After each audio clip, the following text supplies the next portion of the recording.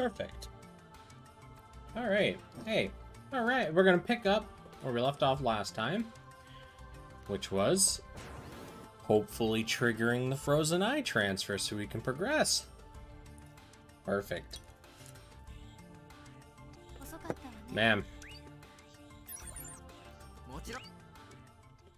I'm thinking probably like schedule wise, almost like I end up looking at doing like Tuesday, Thursday, and then Saturday, Sunday.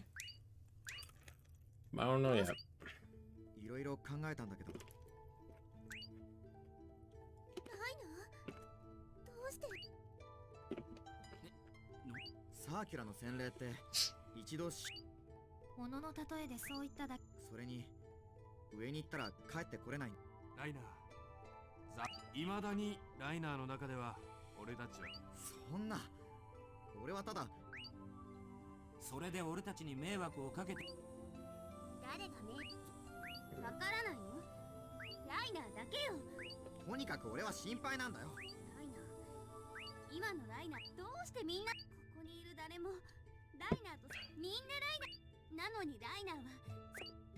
I find it really weird, that speech, because like Randolph was practically forced to come along with them, or Radolph, whatever. Orca and Misha both just want Liner's dick. Like that's straightforward. I don't know what like investment Krush has in all of this because there's been very little interaction. And Jack just goes where Misha goes at this point. So I find that whole, you know, we're all friends here very weird because even though they've been traveling together for a hot minute, there's been very little interactions.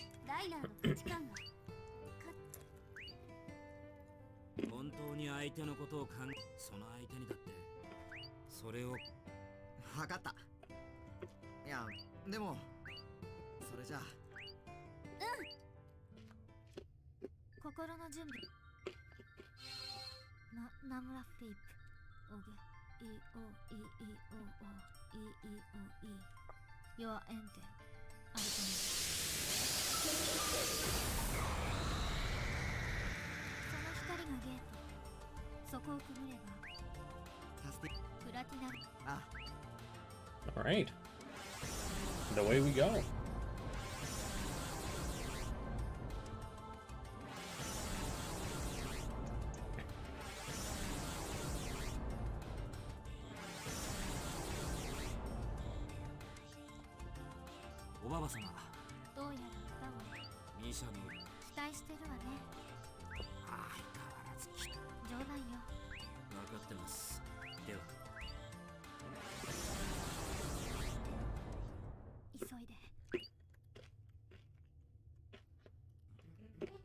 Alrighty. Now we get to do Climb the Tower Part 2. I hate this arc boogaloo.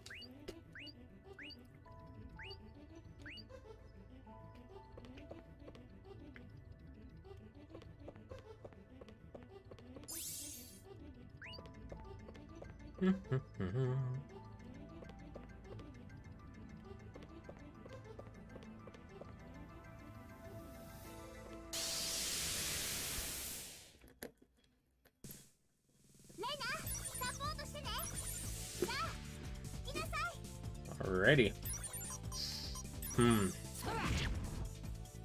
I can't remember what comes next in the plot. We kind of hit a point where I'm not remembering anymore.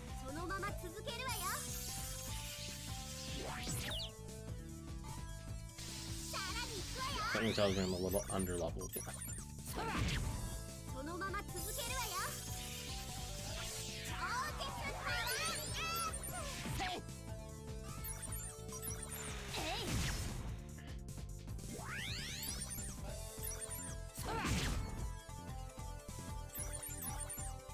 So one of them is dead. The other will probably have about a fifth of his HP left. It was actually pretty close. And somehow his paralysis actually managed to tick twice in a row. That's lucky. That is truly lucky. More tingling weapon. Nice, nice. More Grathmeld fodder. Let's use more of that. Alright, what do we got? More walkway. Okay. I'm gonna go and check the other way, because that looks like progression.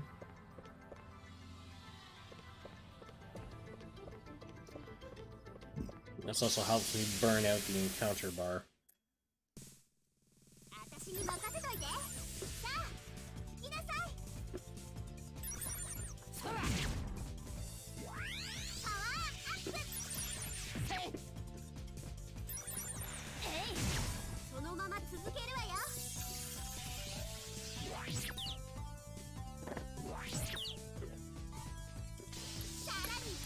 Jack over here taking a beating.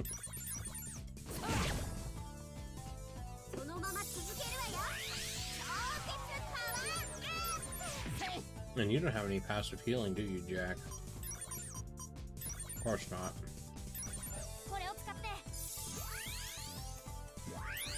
Lucky sevens.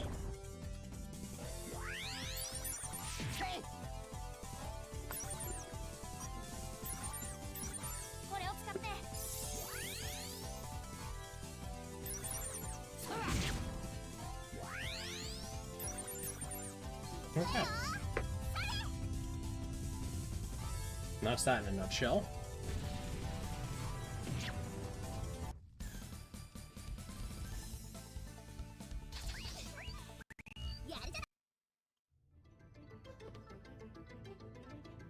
No? Okay. Is it... I think it... Is it up the stairs? Well, I am looking to go up. So it's a very safe assumption that that staircase is progression.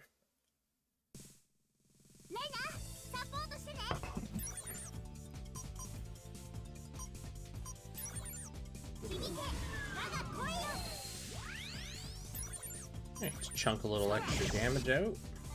Kill this guy before he throws down an electric barrier.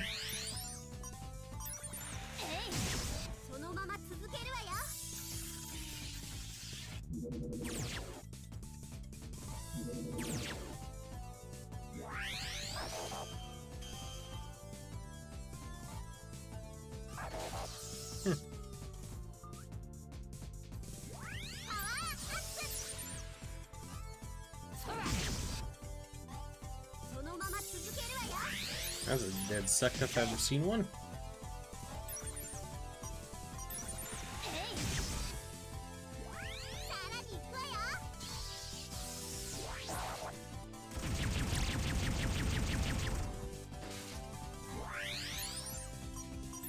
The passive regen, damage boosts, comfy.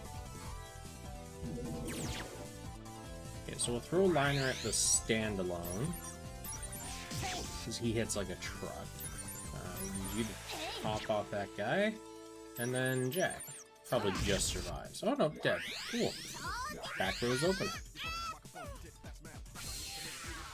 Whoa.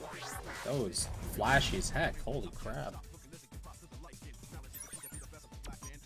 Alright, I'll smack with an impulse. Smack. Alright. And that's that.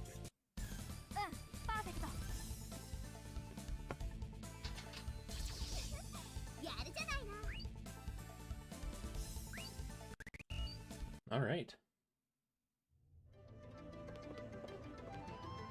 So what's this way?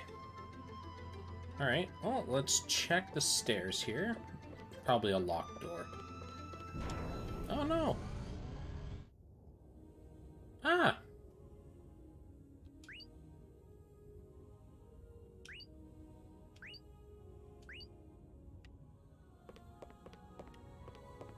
Is there not a topic here? Really? Out of all the things I expected to be in this area, a topic for Misha or Orica was definitely one of them. Oh well. Wow. That is hair trigger pixel sensitive. Alright. So the red arrow is just a world map teleporter. This arrow over here, though, this is the progress.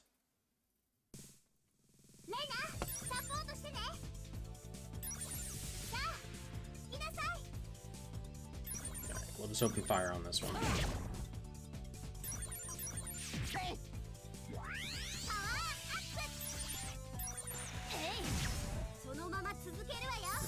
Jack can give poison to, or not poison, paralysis to one of the other robots.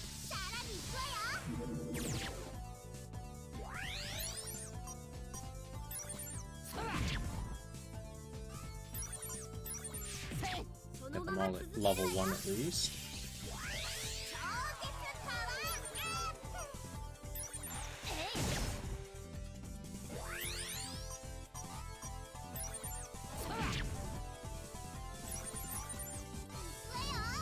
That'll be a hefty amount of damage.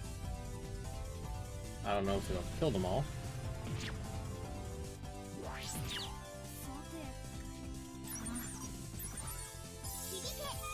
Man, Fruit, you are weak as shit. Kinda need her alive. Items. I should have a handful of items for reses. Yeah. 2. Do I have an AoE damage?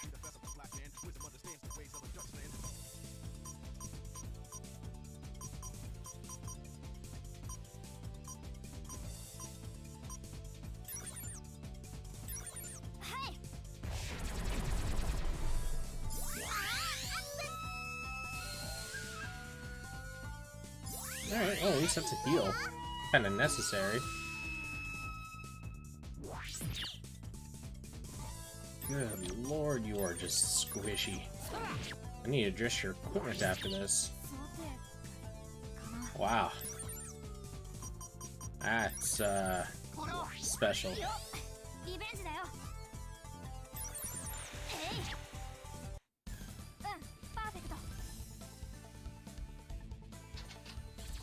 I need the XP push. Yikes.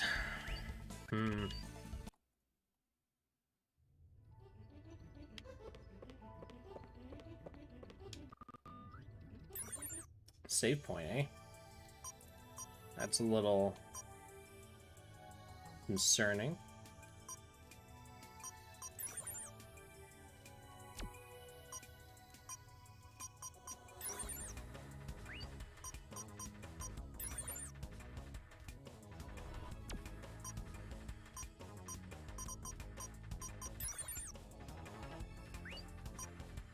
Air metal is kind of my biggest issue right now for crafting.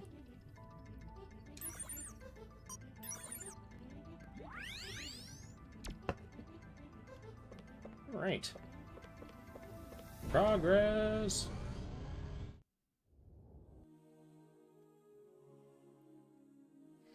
Ah, PS2 era graphics.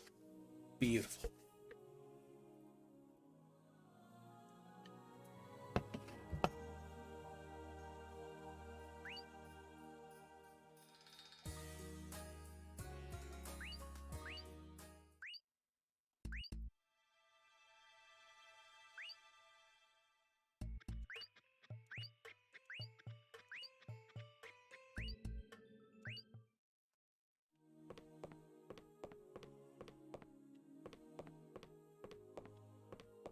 No talk topics. Okay. Ah, yes, and you go to the right here. Get to the map. Store. Ugh. There we go.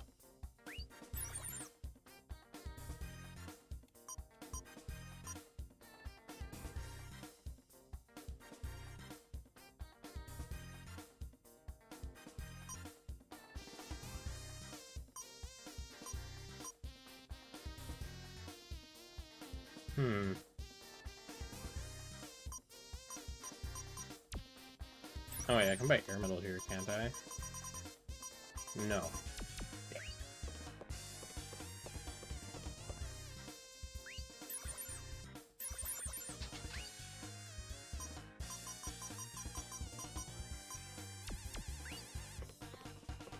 Dang, dang, dang. I was really hoping they'd have air metal here. Would have made my life a lot easier.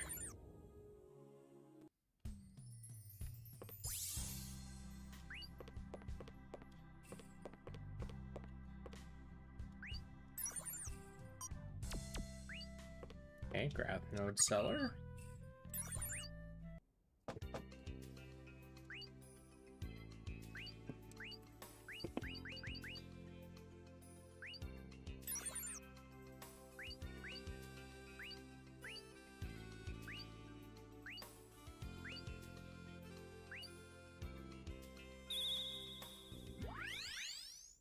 Have any Orica topics? Yeah.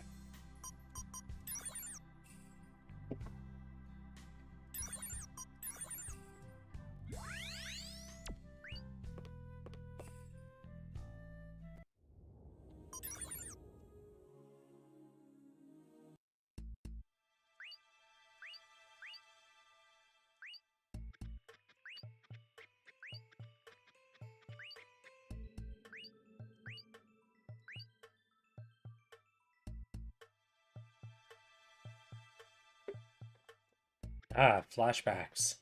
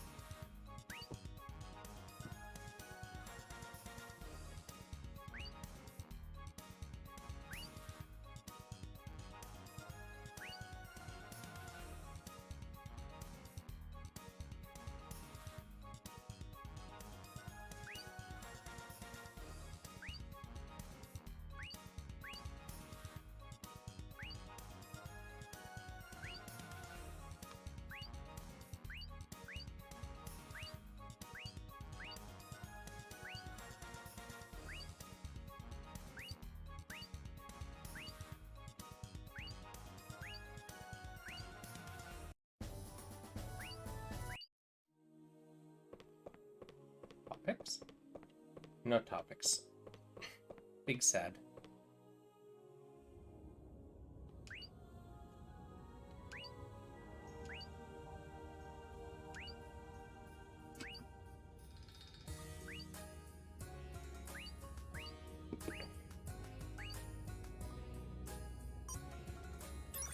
Right. Oh, hey. Virus!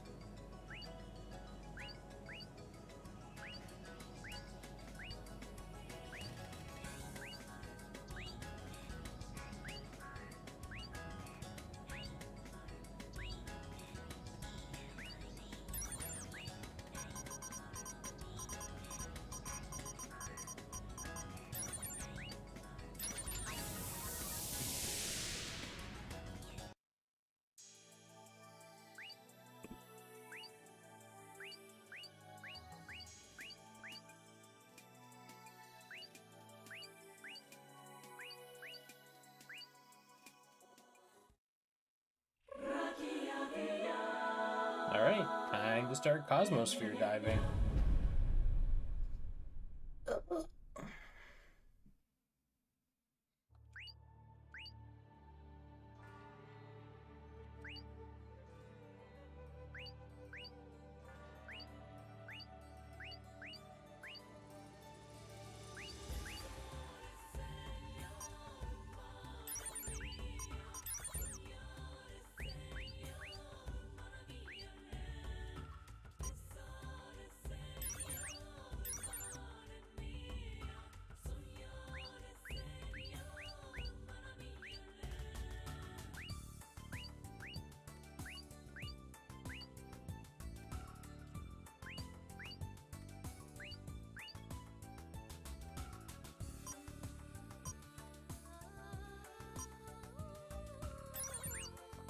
Alright.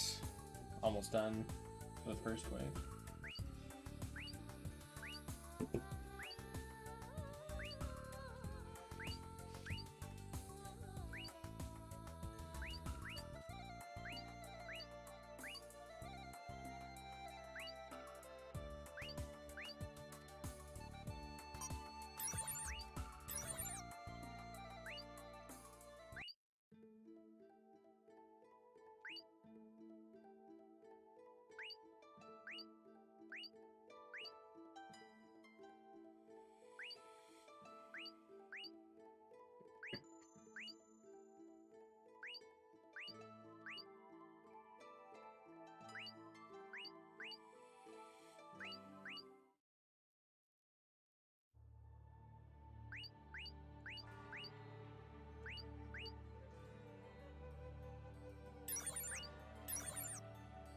Always go to all the little extra spaces.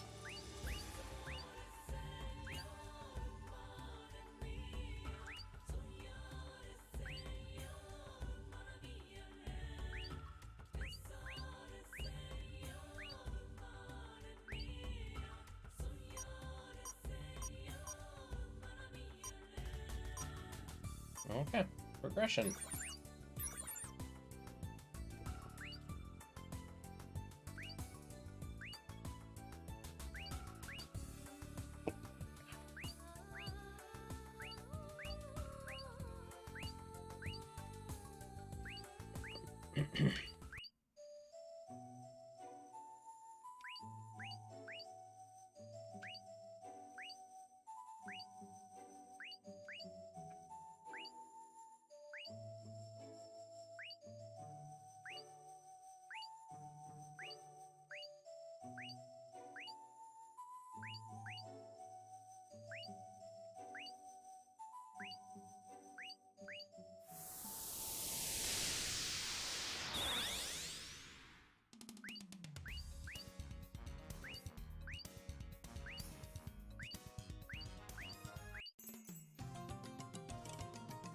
Analyzer. All right.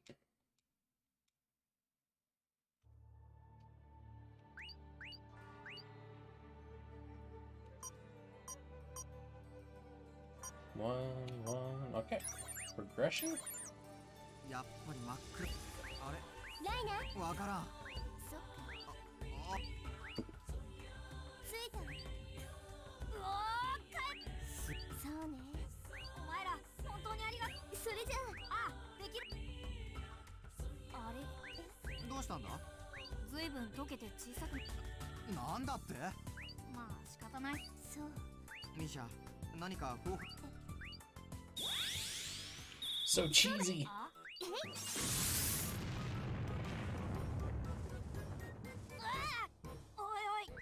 ちょっと待って。何？成功。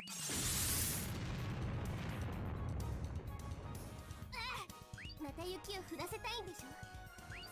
お願い。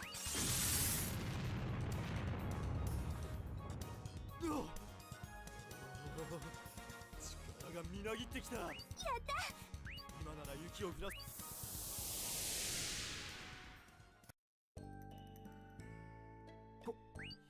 ミス。だけどこれだけそうねあ Nice. Okay.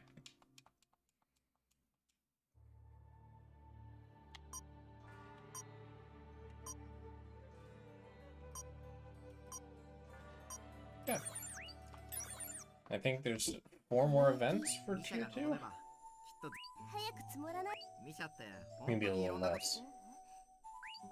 私だからそんな嘘とハッタリの世界そうか嘘じゃない今回この世界はきっとライナちょっと怖いけど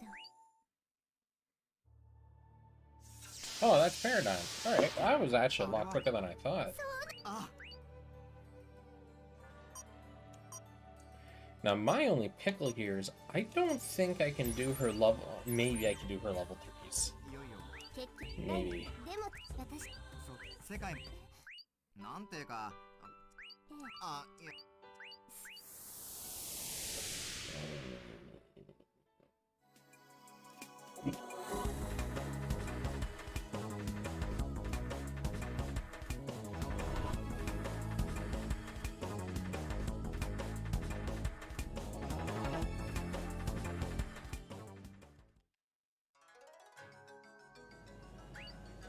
Alright. Now... status. Misha. There we go. Yeah, that's the problem here. So I don't have access to her tier 3 Cosmosphere. Or Orica's.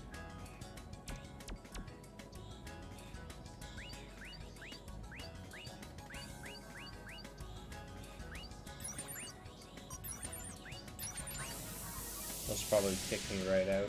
360 no-scope style.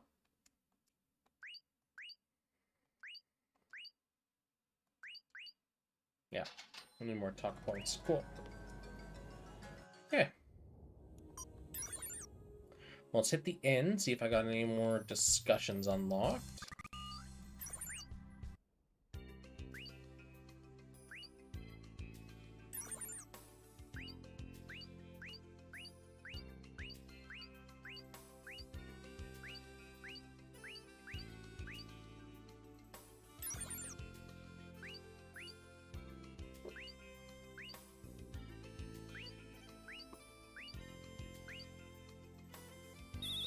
Alright, so there's our level 3 access.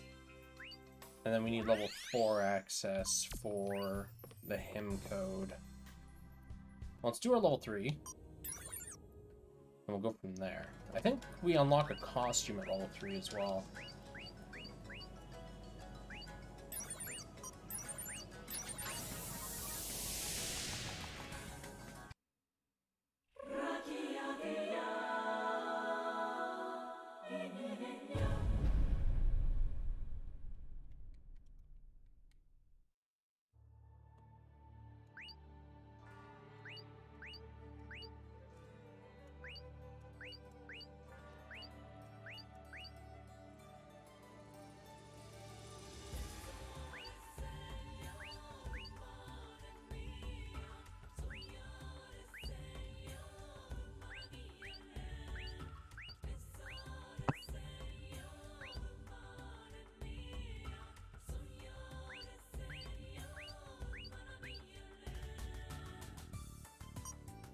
I'm still not a fan of the fucking thickest goddamn hell protagonist. Drives me up the wall. Where's our smart JRPG pro tag?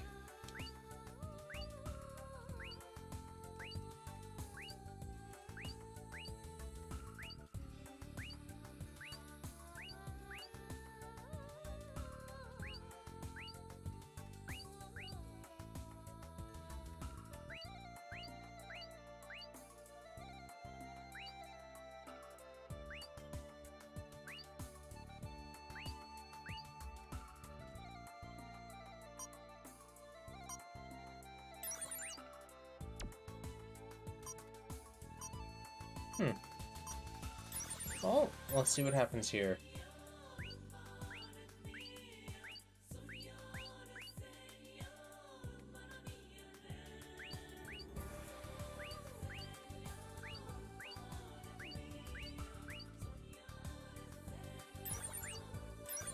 I guess let's dump some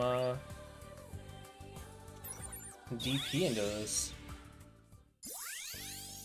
Become song magic.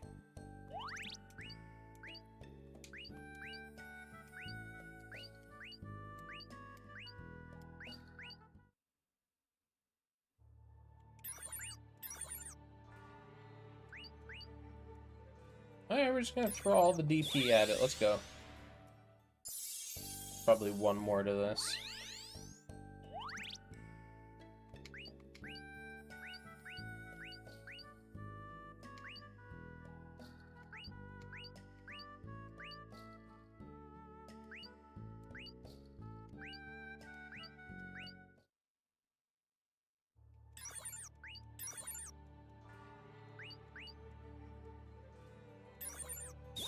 Nice.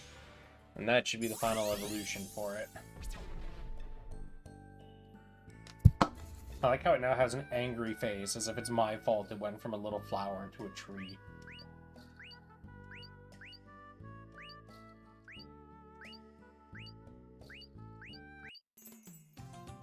Nice.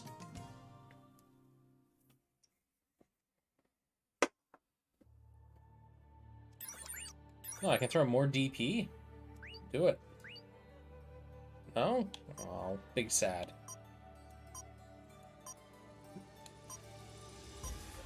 Progression.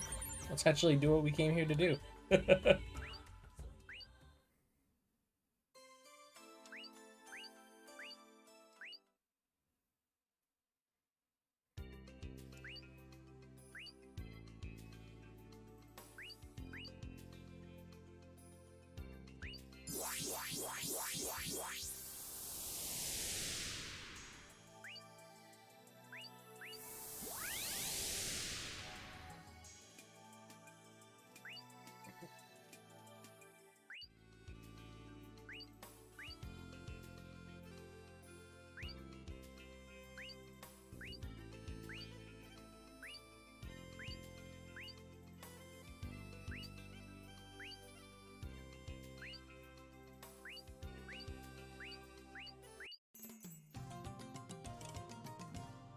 Alright, I just need Fire Guardian on her and we're off to the races.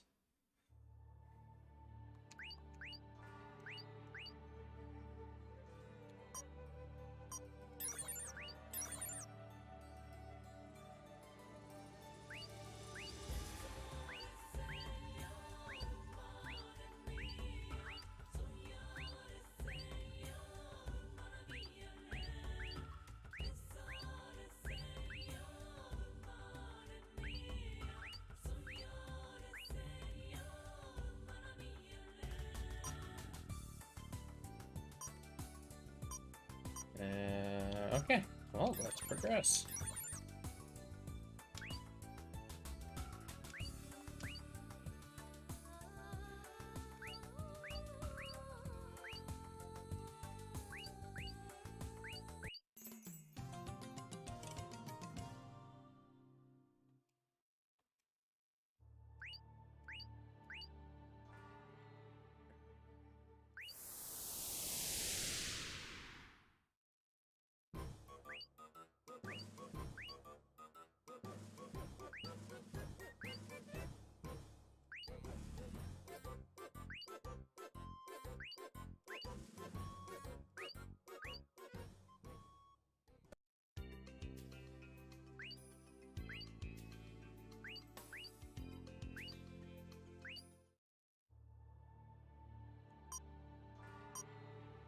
There's so much foreshadowing, it physically hurts.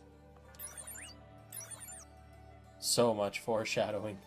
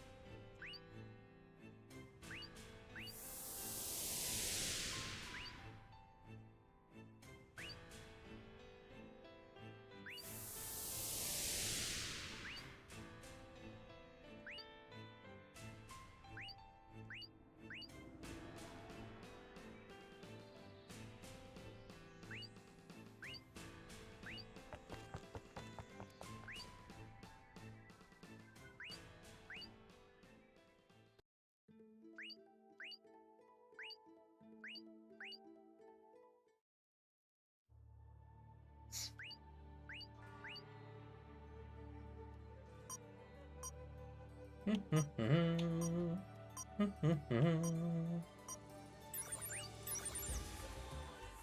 シャこんなところライナー別に私ねだから普通の私の存在って何その方がミシでもどうか死んじゃったら本当に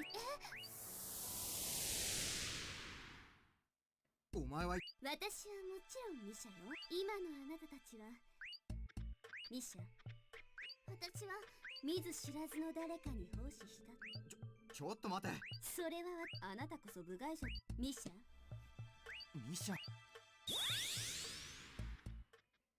やっぱり私は今回でもそれがあなたのこと、あまり自分を押し殺した決断ばかりしている心のまた宿屋へ戻ろう。なあ、俺そりゃミシャ、それにミシャの事情もよく知らないんでしょ。そうか。 No vent, no vent, no vent, no vent, no vent. Okay, progression. 遅くなってと言っても、でもいいの。それじゃ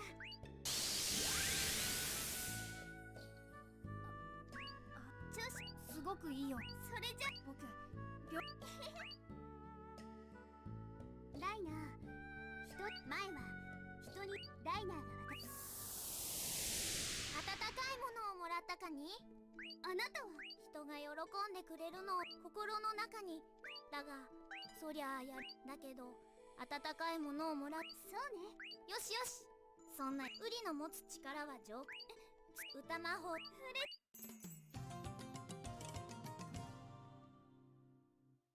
Hmm.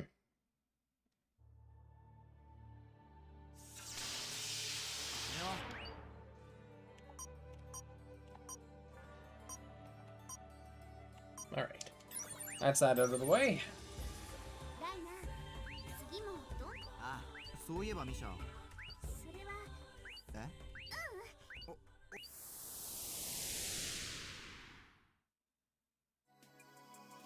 Nice. Easy clear. Now, I think I'm gonna have to do all of Orica's Cosmos Sphere, because I don't think I'm gonna get level 4 for Misha. And I think that's plot required, actually. So, the end real quick to make sure.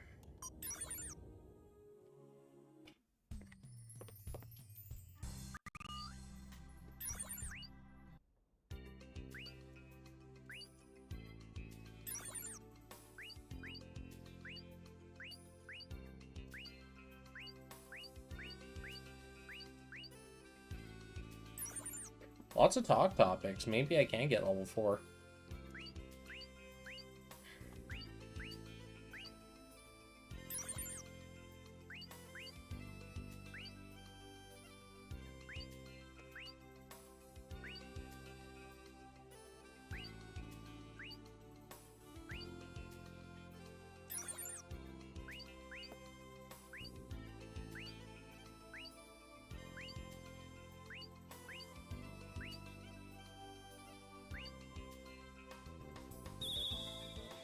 Alright, so that was level 4. Cool. Well, let's go tap on that, get it finished, and then progress the story, I guess. Actually, I should check that costume, see what stat buffs it gives.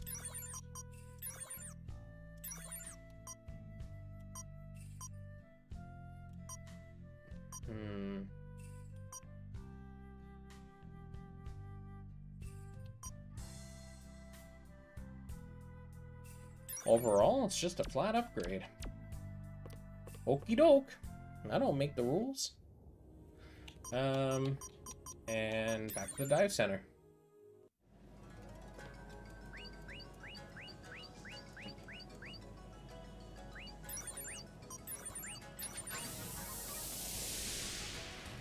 Alrighty. Level 4.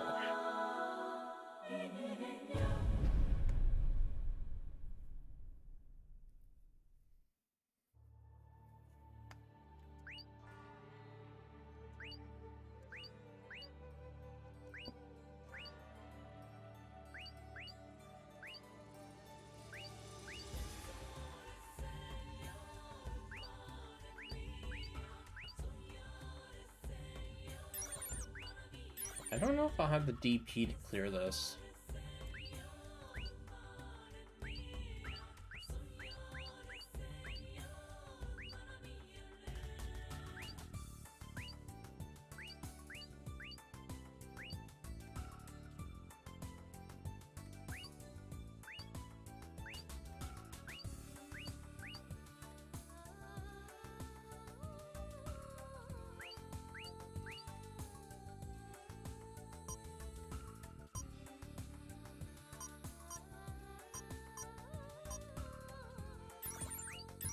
An 80 DP unmarked.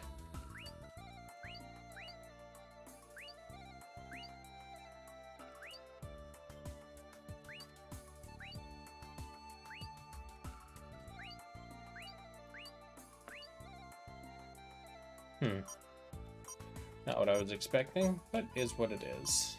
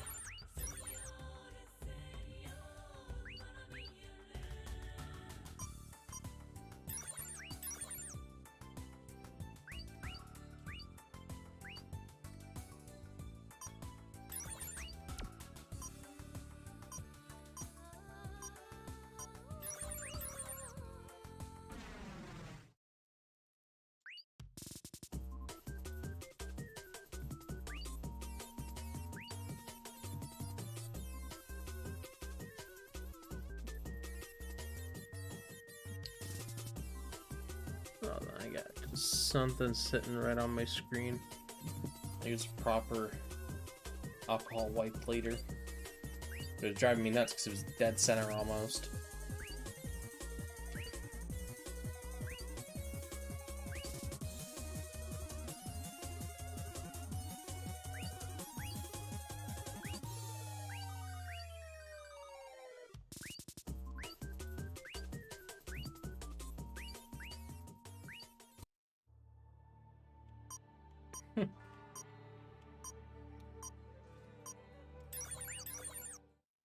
Watching those dive points go from 10k to almost half that with just a couple of Cosmospheres.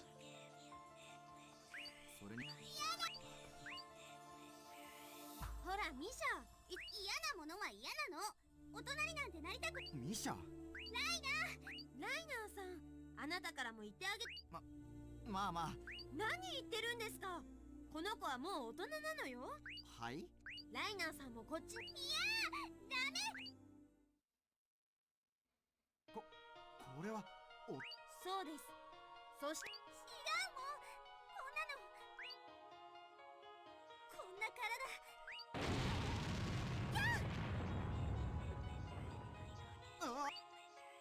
ミシャ、それじゃあもっと。ミシャ、ごめんなさい。一体ミシャに何。あの子は、ミシャは昔からあの子には。でも本当にほんのつい最近、その原因。もしかしてお願いです。もしこの体、今のあの子の衣装、その前に。 Casual Sonic shot, right? ちゃんと責任取りな。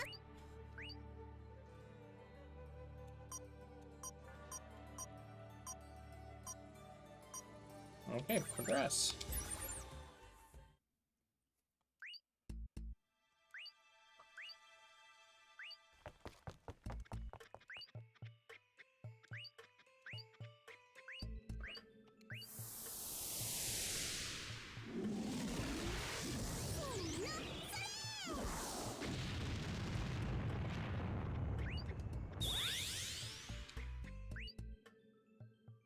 A midget with a hammer. So powerful. Ugh.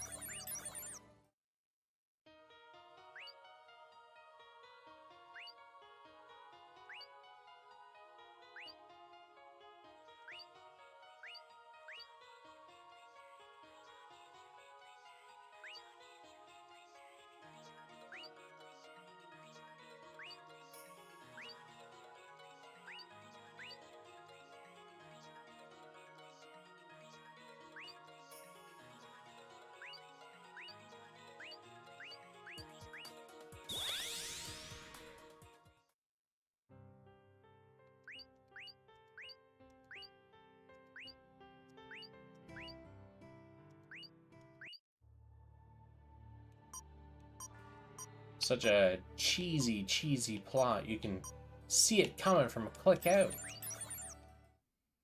ミシャ偽りそう本当の私は大人だから私はこの自分壊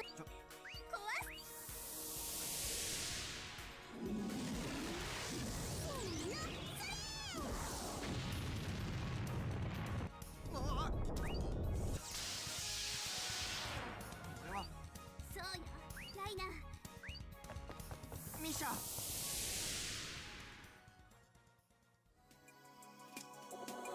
Okay. Whoa, her left foot. What is going on with that leg? She's got like rubber legs. Oh my god, that is horrifying. Somehow never noticed that.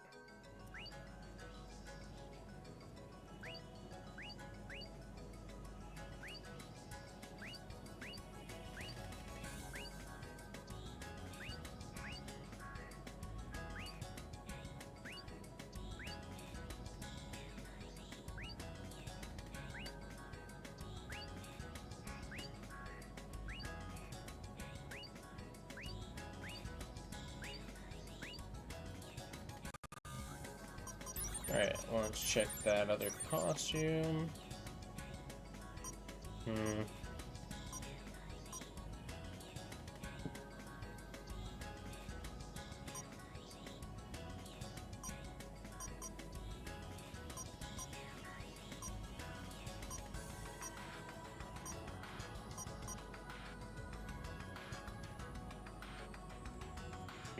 I'm gonna go with that, because it has a much quicker gain. Oh yeah, just so it makes sense for anyone that actually cares. So the way that this screen reads out, so we have the burst variation, which is the graph there, and that's effectively how your spells charge. It's just like a growth chart. So the base outfit, right, it's got a very slow curve. It's very steady. And then obviously as it gets bigger, you know, kind of starts increasing at a quicker rate. This one is effectively the basic outfit, but it has a quicker beginning incline, and then it dips, but then it goes much higher. Yeah, so it's like it's almost 100% increase actually, because this caps out at just a little bit above the first tile. This one spikes all the way up to the second tile. This one though, even though its peak is lower, it has a way quicker gain at the beginning, and that's really big because I've noticed most of my fights are really quick, so having that initial quick burst, even though I'm losing a bunch of mana for it, I think it's a worth it trade-off.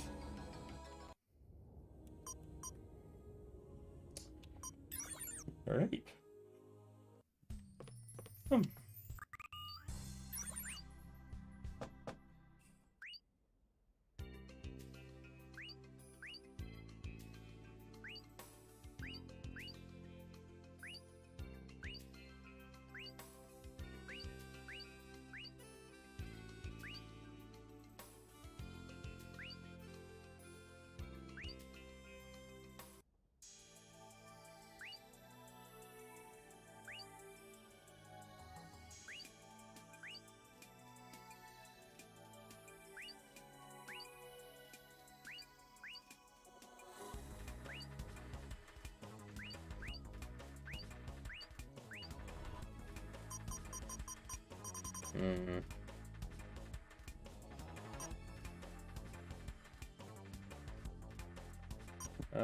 What do I want to boost?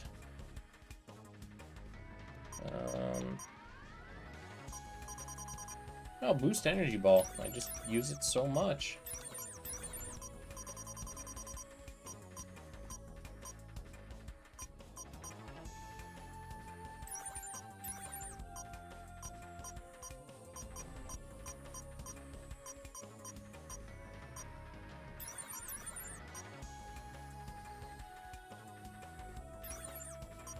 Nice. That's an expensive energy ball, but it'll burn quick.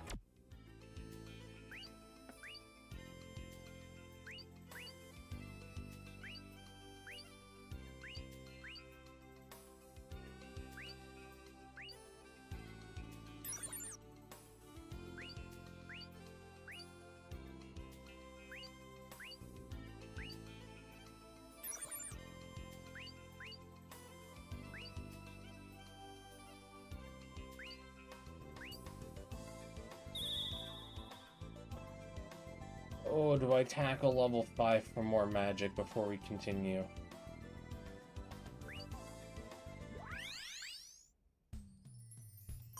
Ah, it's gonna be really hard to say no to.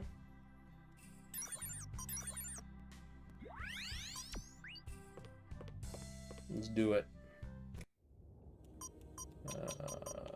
Dive center. Alright.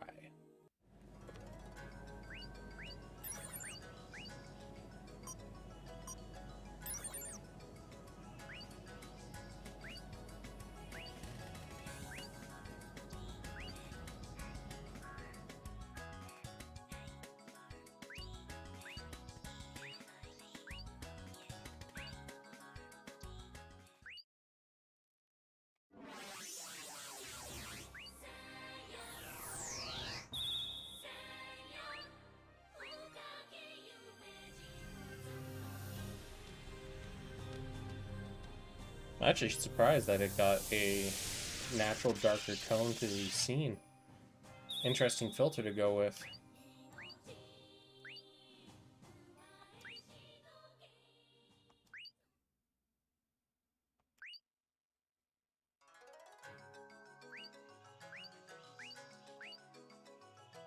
Well, we're not going back just yet. We got a tier 5 to climb through, and I think I have just enough DP. I say think very loosely, because, frankly, once you start getting this deep in the Cosmosphere, it's a crapshoot.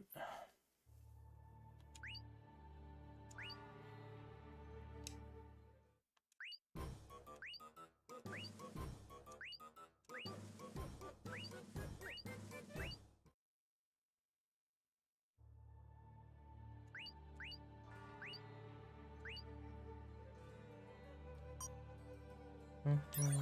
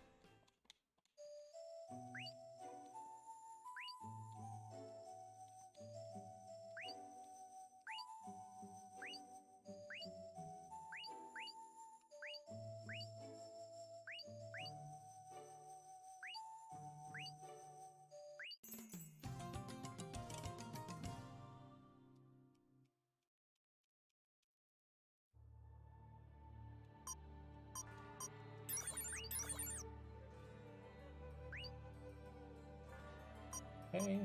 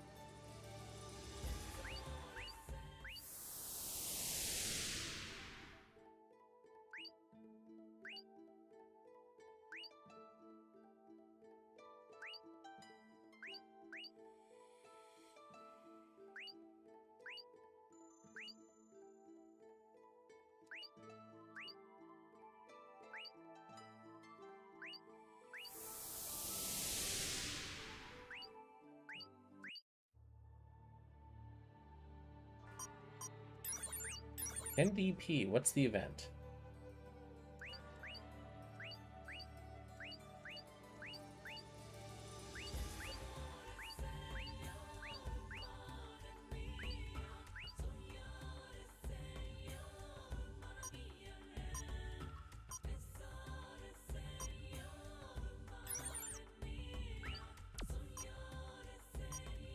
Alright. What's behind our 240 DP node?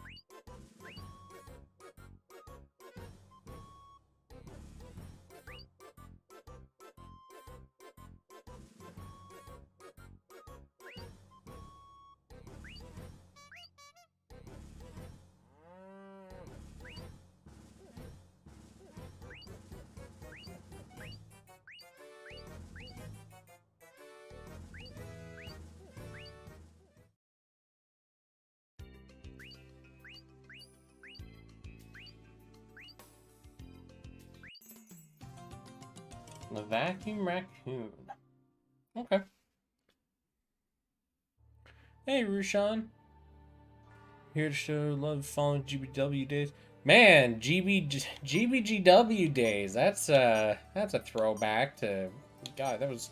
When did that rebrand even happen? That was like. That was before the Super Sokai stuff too, wasn't it? It's been a minute.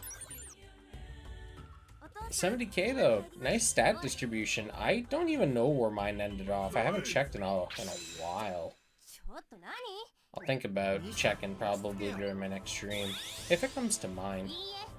Yeah, thanks for stopping by, bud.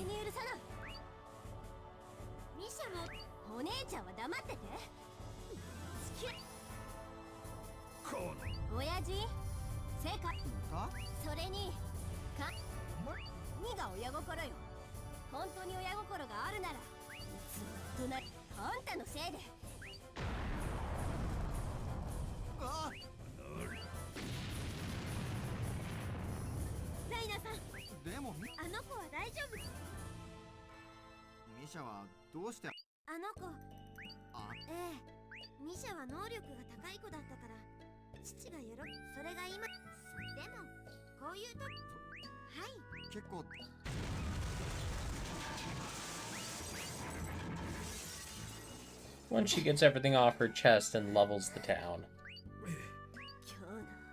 ああ、しかし。ありがとう。Stubborn father, red magic.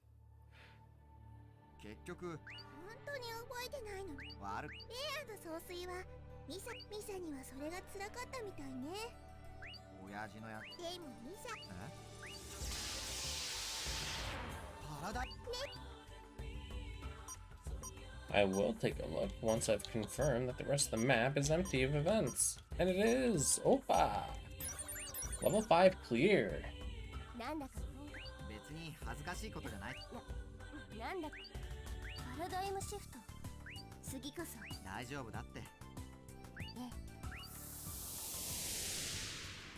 Oh, Liner, if only you knew what was coming later in the Cosmosphere, you definitely wouldn't have said those words. Now see, this version of Misha, right? Her legs are fine, but now her left hand looks alien. But hands and feet are pretty hard to draw. I have 3 beefy suits because the monthly suggestion videos. Thanks for the donation, bud. It's good to see that, like, the videos that I used to do were helpful. Like, I'm kind of sad I had to stop doing them. Because on one hand, they were nice, because it helped new players out with, like, getting their stuff in order. But at the same time, with the slew of content we had, and the amount of, like, repetitive parts, doing the, you know, your pick ticket part videos and stuff now would just be, I think in my, like, it would just be so repetitive. Because what would have boiled down to is effectively no longer these parts are really good, instead it's these traits are really good, and these are what you should be striving to get with your tickets. And sure, I can do that, but it eventually just becomes worthless because everything starts blending together, right? Like, you want to have EX skill cooldown reduction, right? That's an amazing trait to have, but you know, you don't name any parts because there's what, 9, 10, 11, 12, 13 parts that have that, if not more, in the 4-star pick ticket pool. And then it's, you know, you're not recommending parts, just like traits and stuff for people to get, which I don't know, it doesn't seem exciting or necessary, really. It just seems like, at that point, busy work for the sake of busy work. But definitely earlier on, that was not necessary, but it was very helpful for some people, I'd reckon, like yourself. So it's good to hear. Good to hear.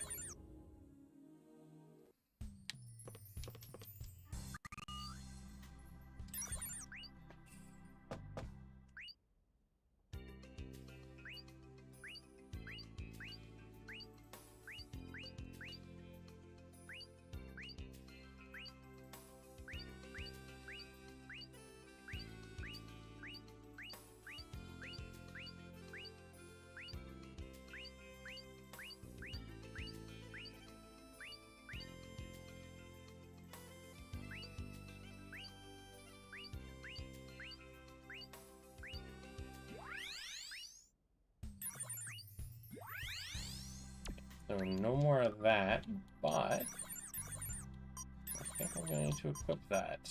Oh yeah, wow. Dang. Oh, but I lose a slot. I think it's worth it though, because I get all elemental. So I lose kind of strong. Okay.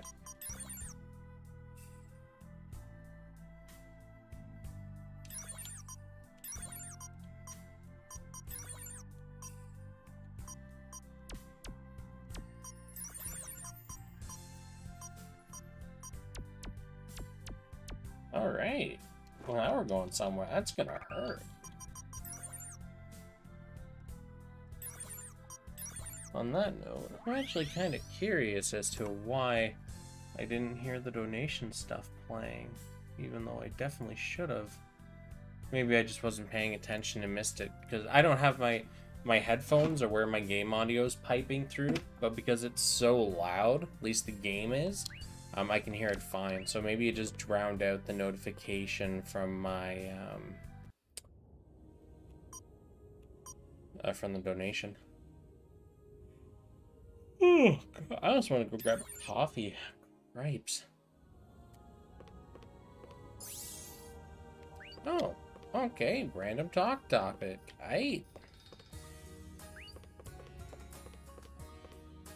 Well, since we're here, I guess let's check out the department store as well. Make sure we didn't get a cheeky topic spawn in here. Oh, we did. More Misha topics. Right.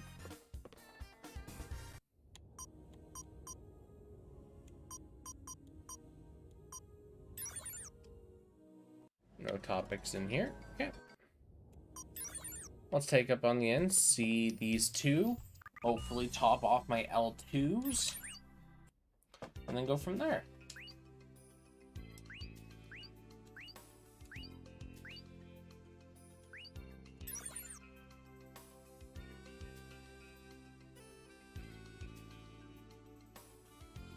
Yeah, the 4-star pick ticket pool is like, it's really loaded these days. There's just so many options.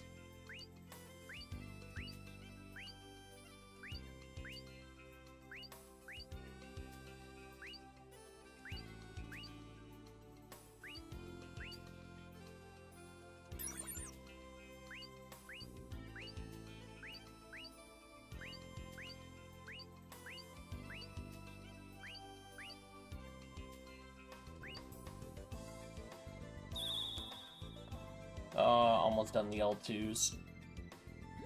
Where's that last topic? Ah! And when you say wailing for the Bale parts, are you wailing for the new build project Bale? Is that what you're talking about? Because I can respect that. If you're a fan of like IBO and stuff, the Bale's pretty good, honestly. 7-star and all that. Alright. To the world map. What do we got? So we got Platina, the Symphonic Reactor. Okay. Well, we'll hit up Platina. Park. I want to loop back around to the airport because I can't shake off that a topic has spawned there. My lizard brain is in full drive here.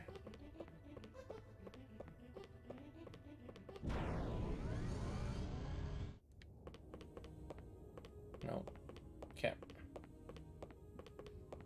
C'est la vie. Okay. I guess let's go talk to grumpy old Codger and progress the story.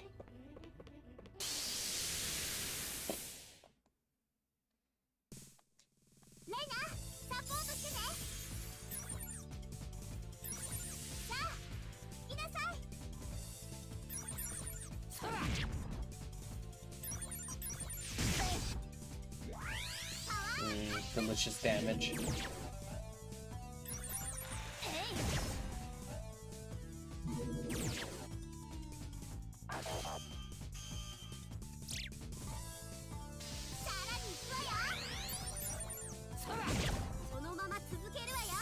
Oh, I'm hoping some new mobile games come out pretty soon because I want to start going and looking over some new ones.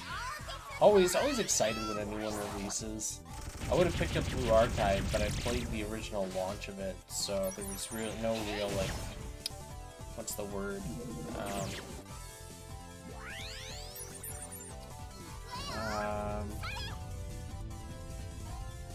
There's no real suspense. I think that'd be the way to phrase it.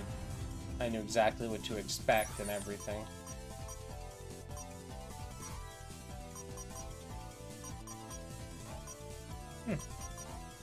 I would throw a Sin out, get some heals.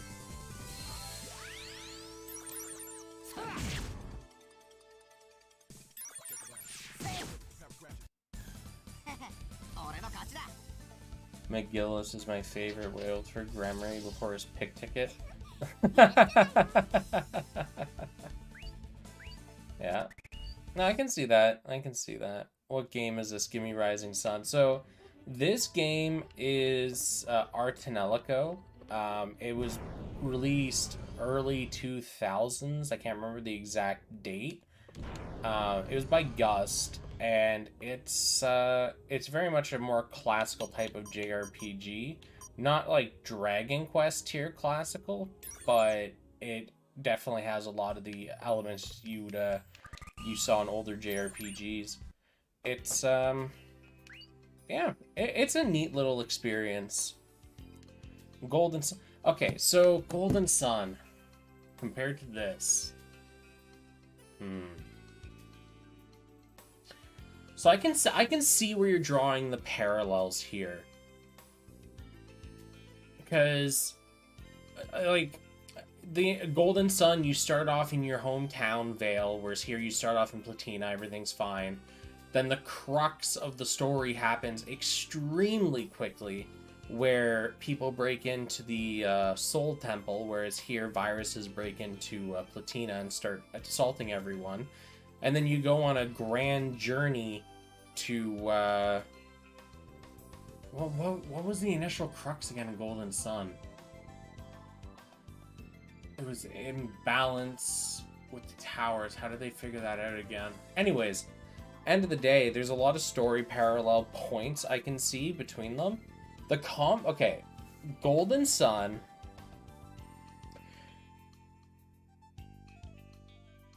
Okay. So when it comes to JRPGs, I would say Tonelico is probably like number one.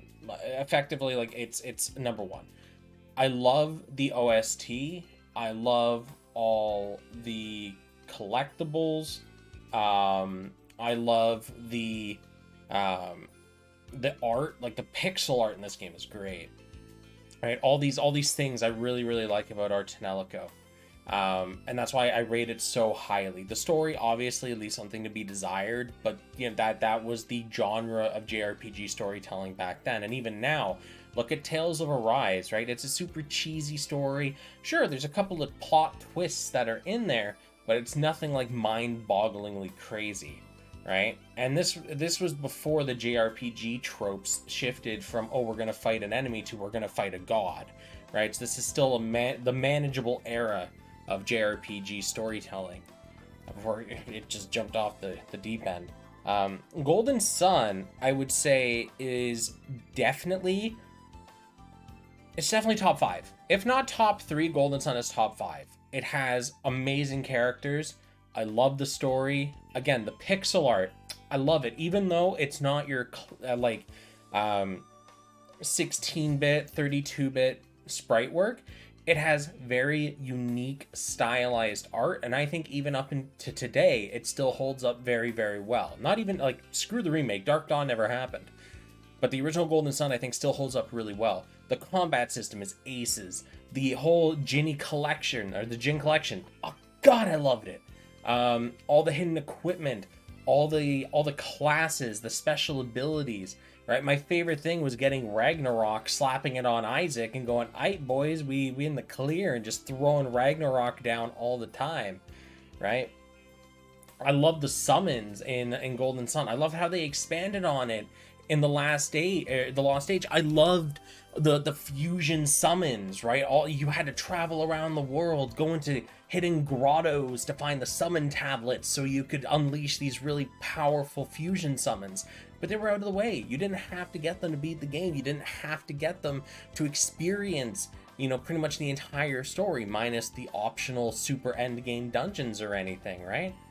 But if you beat Golden Sun 100%, and you beat Golden Sun The Lost Age 100%, you get to the very last dungeon all the way to the end, you're rewarded with, in my opinion, the pinnacle of summons when it comes to video games. The pinnacle.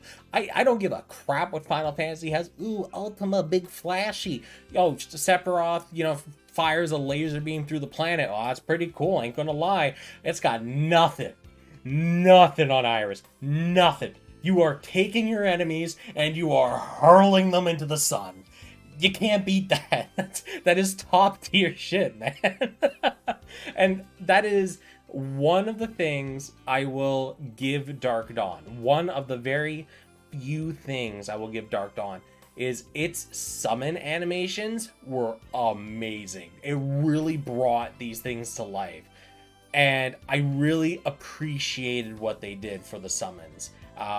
From Judgment to Kieran to obviously Iris, all of these things got a huge improvement in Dark Dawn. Everything else was shite. Yeah, the angel that shoots a nuke, Judgment, right? It's the one with the lion shield cannon that just fires a blast down. Got a cute little pebble and it just hits the ground and just destroys everything. And that was so well done, even on the Game Boy Advance. Golden Sun, Tonelico, these games are just so good, right? Persona, right? That's another one of my like top 3 guaranteed kind of things, right? I'm pretty much Tonelico, Golden Sun, and Persona. A specific Persona, I don't know. I don't know which one I would actually put there, because Persona 3, 4, and 5 are all amazing in their own special way. Persona 3 gave you a challenge, a real like difficult set of challenges to complete. At least Persona 3 FES, right? Thanks for the donation. You don't have to give money to me to talk, man. I do these streams to just sit and chat and just like talk to people. You know, it's something I really hope kind of picks up and people start tuning in more as I get more consistent with it, because I love just sitting and talking about like my favorite games and stuff, right? Yeah, okay, so back to Persona 3 FES. So the journey and the answer. I love the journey. That was amazing. The story, I think, was really good. Like that was some amazing storytelling. I love the twists, the turns. I love the unveiling of the Dark Hour, as cheesy as it was. Let's be real. Oh, we have the hidden 25th hour. Ooh, Tartarus. Like, okay, it was cheesy as shit, but it was cool, right? And I loved the selection of personas you had, the mix. It was so well executed. The themes was good. Persona 4. Damn, son! They took everything that was good in Persona 3 and polished the goddamn shit out of it. They took that, so Persona 3 was like that dark, depressing, brooding OST and themes and everything and all that. And Persona 4 kicks down the door. Party time, boys! We got a fucking city pop going. It's a grand time. You know, Heartbreak. What an iconic Persona song. As soon as I hear the first few beats of it, I just start humming along as it goes. It's so catchy. I love it. Again, the story, super cheesy, obviously. I love the Shadow World. I love, like, falling into the TV. So stupid, but I loved it. And then when Persona 4 Golden came out, I loved all the extra content that they had packed into it. The extra story, the extra dungeon, the new personas. I loved the aspects of 3 and 4. And then Persona 5 came along. Blew my mind. Super catchy OST, as I'm sure almost everyone knows. Like, that is like the definitive like Persona OST. It's got all the right notes, it's got the smooth jazz, it covers so many subgenres in there. Damn, son. The menus are just that. I don't have the words. It's clean, it's crisp, it's modern, it's responsive. It feels good to actually go in those menus and interact with them. When you go to a store, for Christ's sakes, it feels really good, because you start doing stuff with the shopkeeper and their background image is moving around with the menus and stuff. Really clean, crisp. It's just holy shit. So when they're like, oh yeah, man, Persona 6 is coming, I'm sitting here like, how the fuck you topping Persona 5? What could you do to make this experience any better? You've given us amazing AI, you've given us a really cool world to explore, clean as fuck menus, the thematic like idea you went with, that artistic design was just so good. Like, where do you go from that?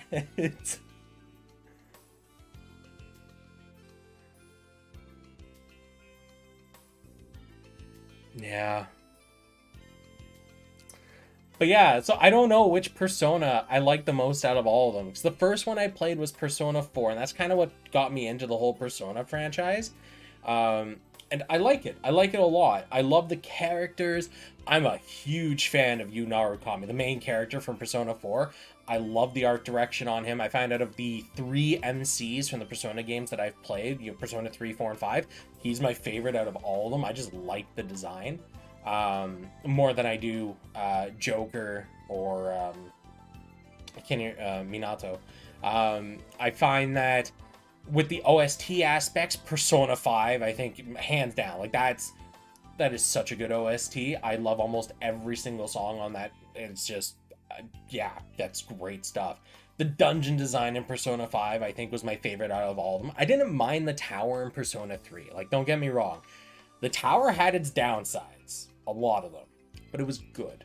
It still offered you a good roguelike experience with your leveling and progression, and it made sense. And then you had Persona 4's dungeon, which were much more thematically focused on each character, and it was still kind of like an RNG roguelike fuckfest where the dungeon was mostly randomly generated, right?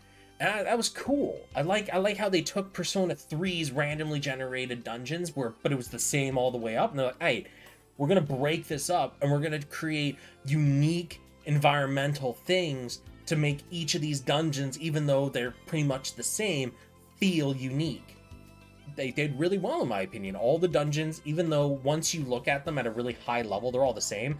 It's just a randomly assorted, rooms on a floor, minus the key floors where there's special events or stuff, but is what it is, right? And then Persona 5 was like, all right, we're going to take that, RNG map crap and just completely custom dungeons for everything. Handcrafted from the ground up. All of it.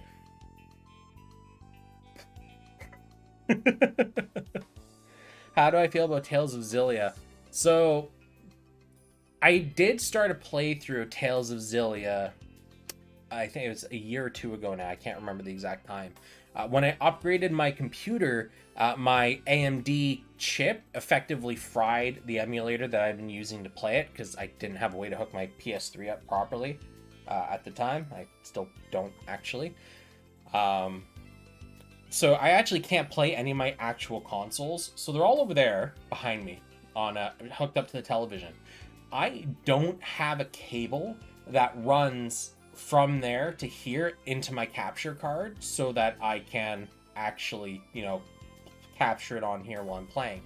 But what I have done, and I love myself for doing this, I got a monstrously long HDMI cable, and I have a output running from my graphics card under my couch all the way to the television.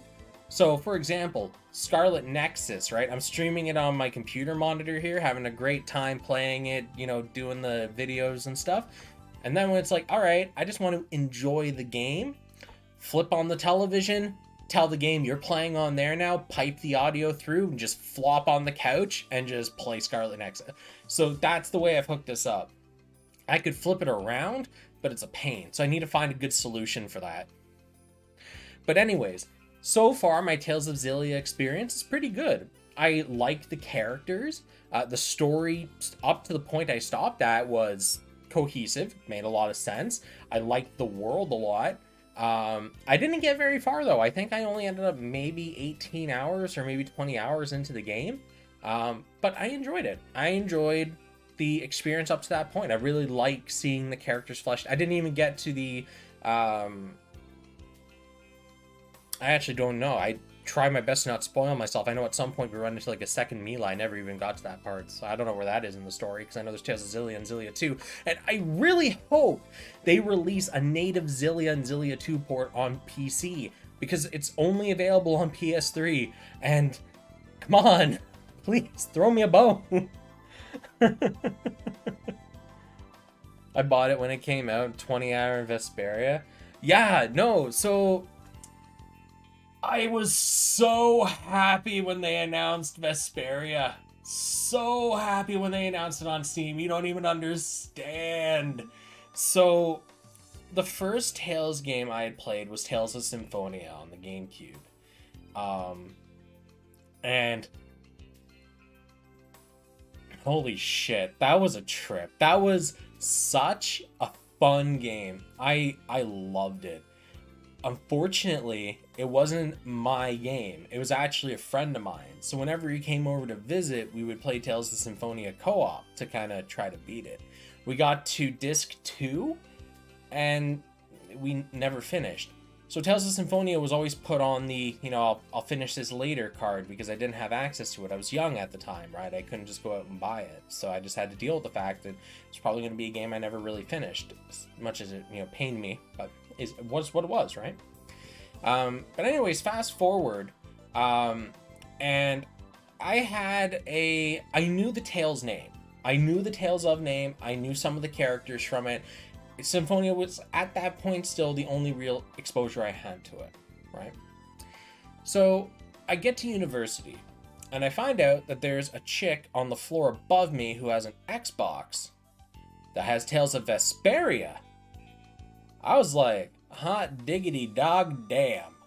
So we set up a thing where, if I remember correctly, I was helping her with programming. Anyways, there was effectively a barter. I helped her with something and I get access to play Tales of Vesperia. And I started playing the shit out of that because I remember how much fun I had with Symphonia. I was like, I gotta play this, right? So I'd be in there almost all the time on the weekends playing Vesperia, whatever. Great time. Again, it was another game I never got to beat. I got very close to probably 2/3 of the way through the game and then I had to stop playing. Anyways, so here's me with Tales of Symphonia. Great time, never got to beat it. Tales of Vesperia, great time, never got to beat it. So then they announced Tales of Zestiria. I was like, hey, Tales, I'm gonna play the shit out of you. So it released, I picked it up, I played the shit out of it. I played a lot of Zestiria when that came out. And that, holy crap, if you were there was a couple of discords I was really active in at the time, and if you were in there, almost every day I'd be talking about the game, posting pictures and stuff. Man, I loved Edna's quips. Her one-liner quips were just so well done at the end of battles and stuff. God, she was hilarious. And then after I beat Zestiria, I just kind of, I beat Zestiria.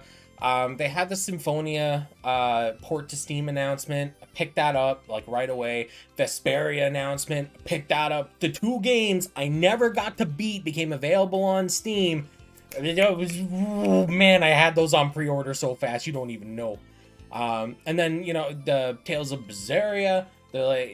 Obviously this isn't in chronological order, right? But Tales of Berseria gets announced. I'm like, hot diggity damn, I'm loving my Tales games. So I immediately pre-ordered that. So I got a copy for the PS4, like right away. Again, pre-order, had it sent to me. And then after I'd beaten that, they released it on Steam. I bought that as well because holy shit.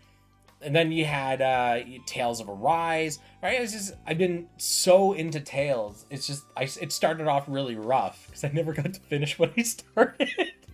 But yeah, I was super happy when they announced Vesperia and Symphonia because it allowed me to actually finish those games I tried when I was younger and just never got to run all the way to the end. I got to play them on my own terms and it was really, really good.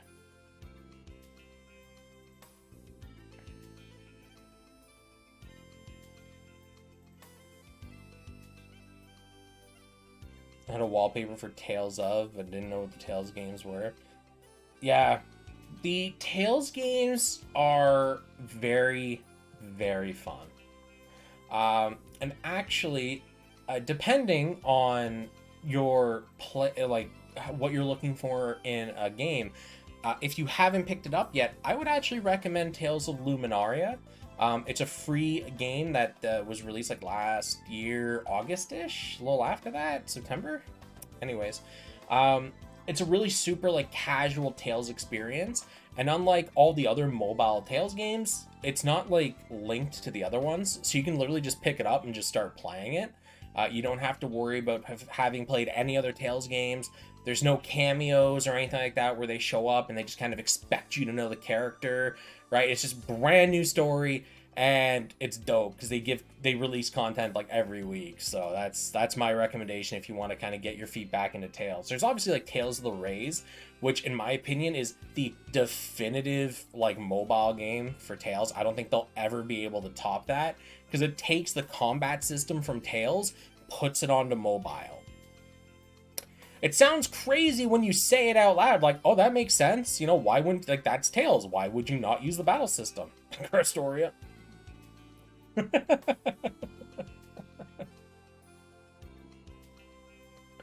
Yeah, hey man, like, if you want to hang out and chat, like, I'm doing this, trying to do this, like, every day, minus, like, weekends for right now. But if you're on my Discord, I'm going to be posting an updated schedule on there when I finish hammering it out. But I plan on doing this kind of around this time, like, at least 3-4 times a week. So if you want to just stop by, say hi, shoot the shit about a game or something, hey man, I'm here. Which one is more Tales? So, Tales of the Rays, it does have a small requirement in you having played previous Tales games because it has a ton of crossover and fan service content. The story itself is disjointed from the other Tales games, and the characters from the other series are brought in as a complement to the story. But two caveats. First, it's only in Japanese because the English server crashed and burned. And the second one is the game is really old now. They're on like their third, fourth something anniversary now, whatever the heck it was. It's a relatively old game for mobile standards. So it's really fleshed out. It's fun. There's lots of characters and options, and if you're patient, you can pick up characters from your favorite series without much of a problem. But yeah, I don't do Discord. Well, that's fine. I will also be posting the updated schedule once it's all hammered out onto Twitter. So yeah, if you just want to like, if you have a Twitter, you can follow the Twitter. If you use Discord, just hop on Discord and yeah. But either or, around this time bracket or so, for at least the rest of this week, I'm going to be streaming. Probably next week as well, but after that, I'm probably going to switch up the schedule a little bit, try to shift it around. So I'm streaming a little bit on the weekends and a little bit during the weekdays so that people that are only able to have free time on the weekends can hang out and chill and shoot the shit. And the people that are, you know, only available on weekdays, right? Just kind of splitting it all up. But growing pains, trying to figure out when everyone's available and get it all working and stuff. Yeah. But anyways, back to what I was saying with which one is more Tales. So anyways, yeah, Tales of the Rays is Japanese only. You do kind of need to know more of the Tales franchises because a lot of the characters that you're going to see are from all of these different franchises. So it has more of an impact the more you know about Tales. Same time, it's a great way to be exposed to characters that you've never seen before in Tales because all of them are going to probably be new to you. Because this game has characters from all the Tales entries pretty much ever. The battle system that Tales of the Rays uses is Tales Standard, the LMBS system. And it's nice. It's really fun, really enjoyable, but it is a very gacha game, so you just kind of gotta roll the lumps on that.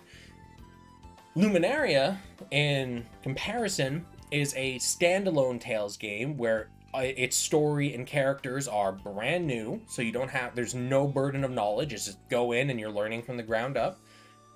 It's a very casual, relaxed experience. It doesn't use the LMBS combat system. It uses a more like live combat kind of deal.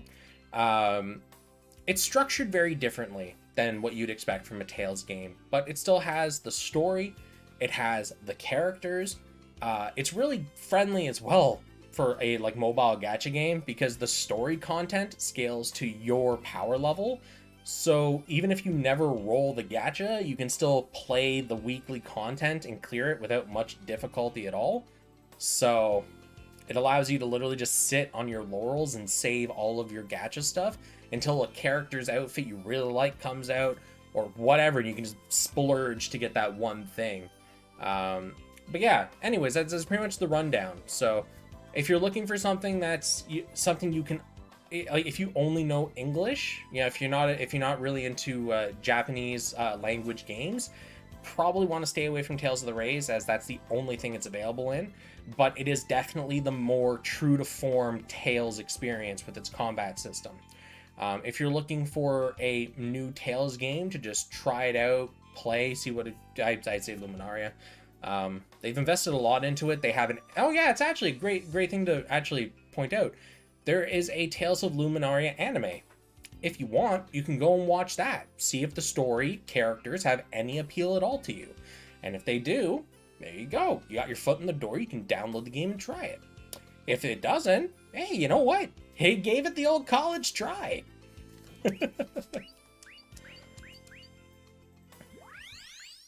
I really like the Tales of series. I love a lot of the characters. Typically, the worlds are really nice. Like, when I saw the screenshots for Arise, I was stunned at first.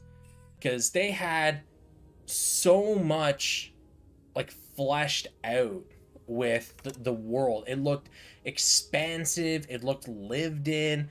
It was really cool, and I was happy. And I played it, and it was a good experience, absolutely. But I also noticed that it felt a little on the restrictive side, very still true to Tales form, linear hallways. So I'm really excited to see what they do with the next big installation for Tales, to see if they take it down a more open world route, as all the other games are doing these days, and because also remember, right, that's how older Tales games worked. When you wanted to explore the overworld and check stuff out, it was just an open world. It was have fun. But ever since, I think it was Zestiria or so, or a little before Zestiria, it became much more linear hallway between cities and stuff. It's a double-edged sword, all right? When you have the linear hallways, it allows you to create a much more fleshed out experience going from town to town, because you know where the player is going to go. You know how they get from point A to point B. And it's very easy to set up, events and make it feel really cool. However, it's restrictive. The flip side of the open world aspect is the player is literally thrown into the world, and it's like, hey man, you ready for some immersion? Here you go. You're a guy that's lived in this town his whole life, has no idea about the rest of the world. Guess what? You don't get a map. Have fun. Figure it out. You will need to go to this town. Where is it? As much as the character you're controlling right now. Have fun. And it was cool. You got to run around, explore shit, check out, the beaches, the forest, see what everything had to offer, stumble through the forest and find a hidden ruin that you're going to need to obviously come back to later, but you found it of your own accord. The game didn't, roll you into it or anything, and it rewarded that whole exploration thing. And that was really cool. But the flip side is they don't really get to control your path too much. So, a lot like Golden Sun, one of its biggest issues early on is pathfinding, because you don't really have access to a lot, and there's a lot of areas to look at and traverse and walk around, and the overworld encounter rate is high enough that it makes it kind of a pain in the ass.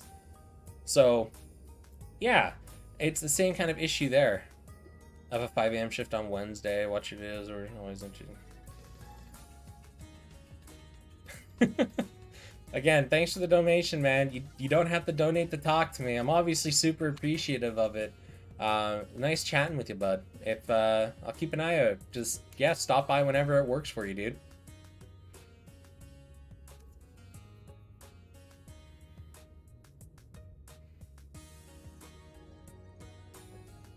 Not going anywhere if you don't see me.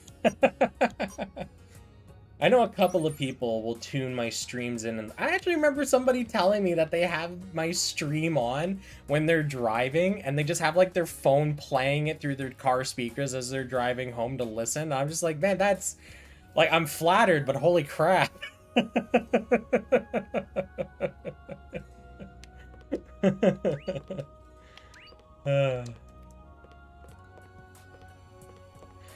I really need to focus on our Tonelico. I'm completely lost where I'm supposed to go. I think I was gonna go talk to... Yeah, because I just finished downloading the... Yeah, that's what I do. Yeah, so it's you and a couple of other people, I think, that do the same thing. Whatever's convenient.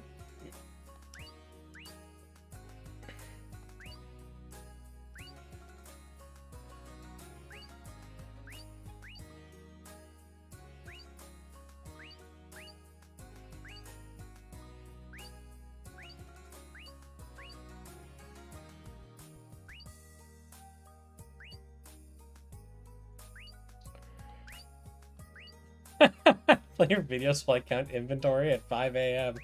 Hey man, whatever helps you pass the time. Personally, what I do whenever I'm doing something like super tedious and I need some background noise, what I do is I have Link to the Past randomizers playing, because I've seen so many of them going now that it's really easy for me to tell what the players are doing, and it's nice just listening to people talk about stuff. So I get where you're going with that. What system was this for originally?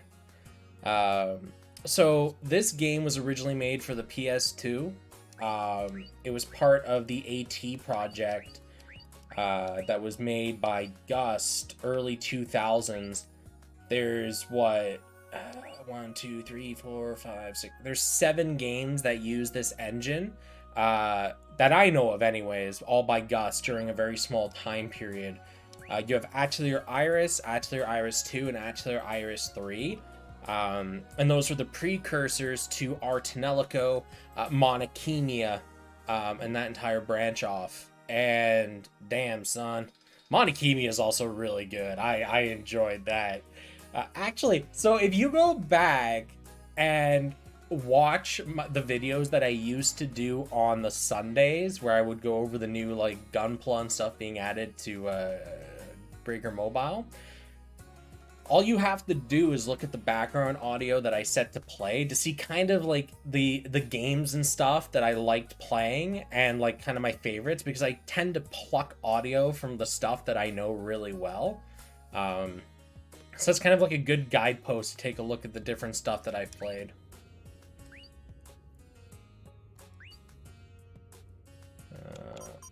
So we'll save after doing a quick rest though.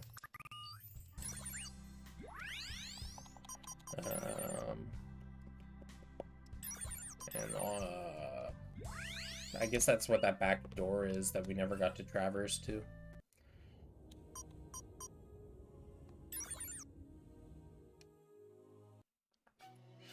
Now I'll use the park entrance, because that drops me right off where I need to be.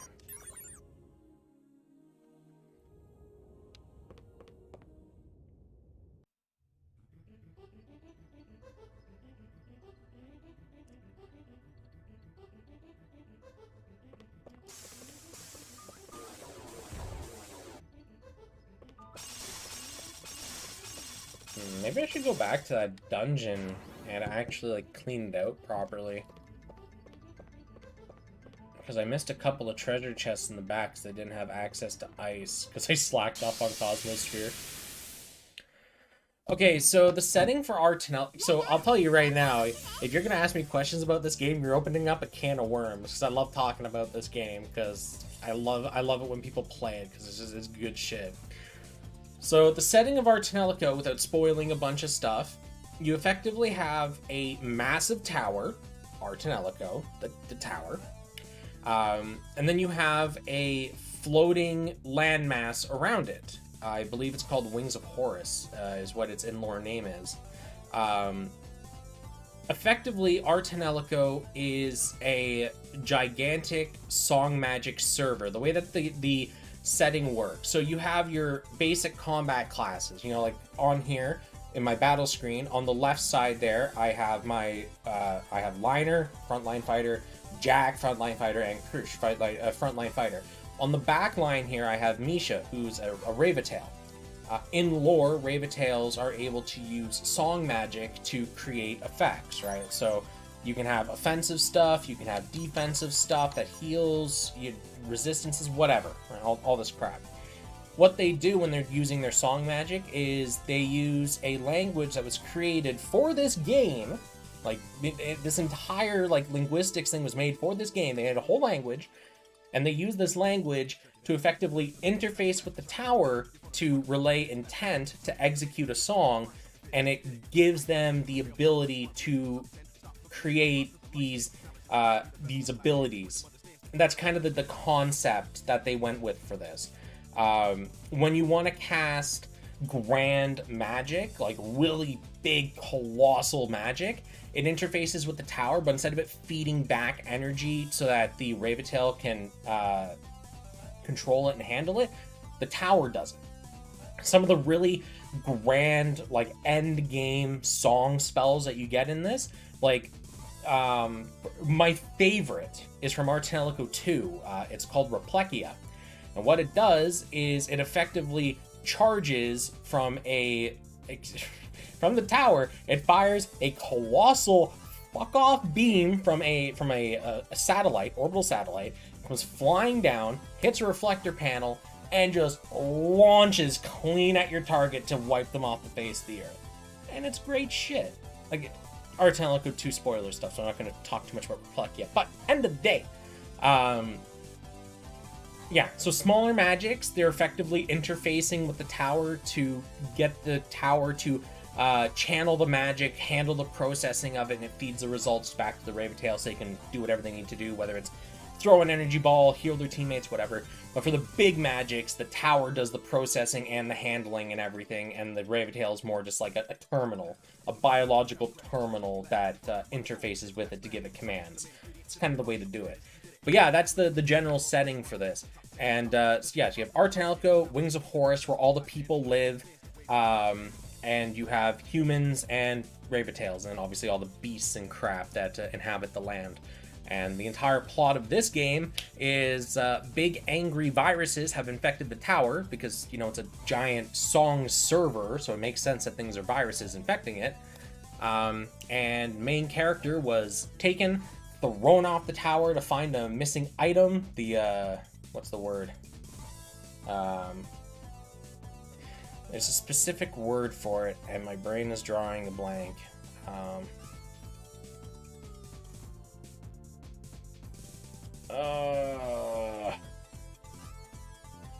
Why am I having such issues remembering this? It was so funny when I learned it, too.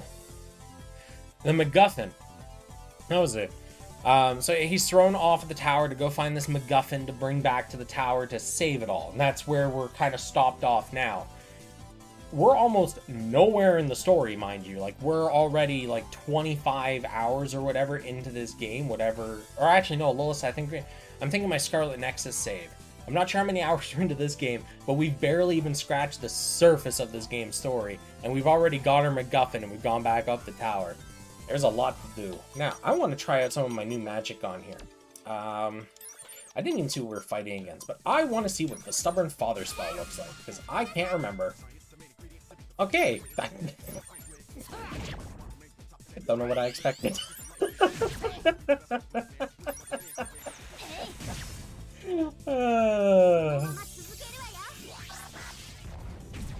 I almost want to see what it transforms into, although I don't think this enemy is going to survive.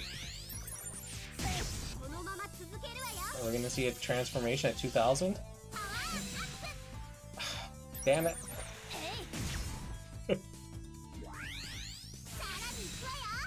Oh! Oh, he's looking angry! Let's use it!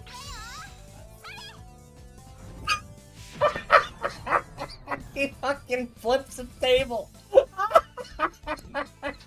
That's the other thing I really like about Tonelico. Sometimes it really takes the piss, man. Oh boy. It's been so long since I played this game. Oh my gosh. Is there a lot of zany spells?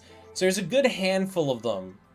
Some of them are ridiculous. Some of them are a little more serious.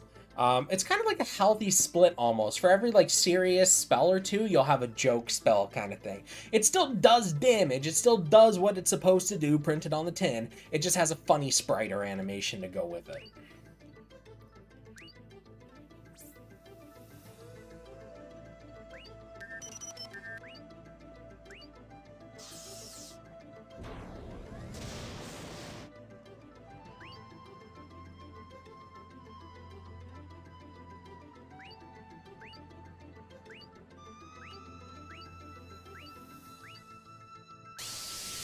Alright, gauntlet time. Alright, let's use... I'm gonna say Flower, because Flower is the beast of a spell. What are we up against? What's the button to see when I'm fighting again? I guess I can't. Damn it. Okay, I will just throw out a Thunder Guard real quick.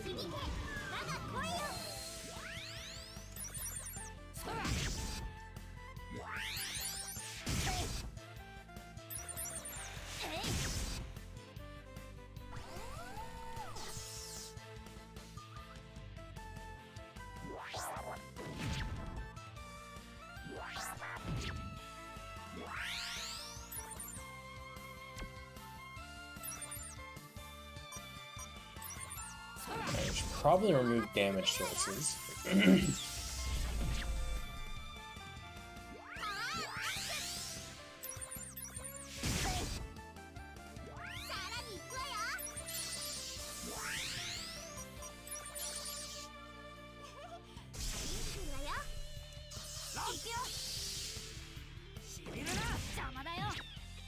Yep. Alright, that should be the end of that one. Yeah. And now I just attack the boss.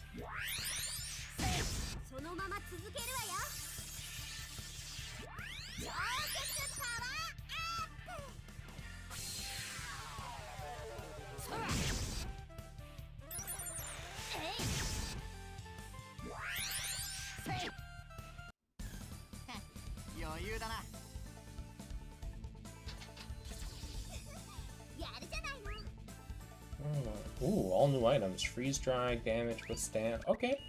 Okay. Okay. I could totally use that to buff the shit out of my Thunder Guard spell. Yeah.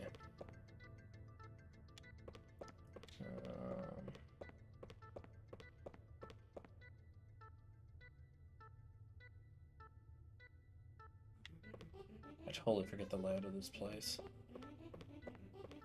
Alright, give me that encounter already. Stop flashing red. Do it. Do it, you coward. So the song singer's a lot of summons. Yeah, so the way that it works is at the beginning when you have a new spellcaster, because each game you get access to multiple spellcasters to kind of pick you.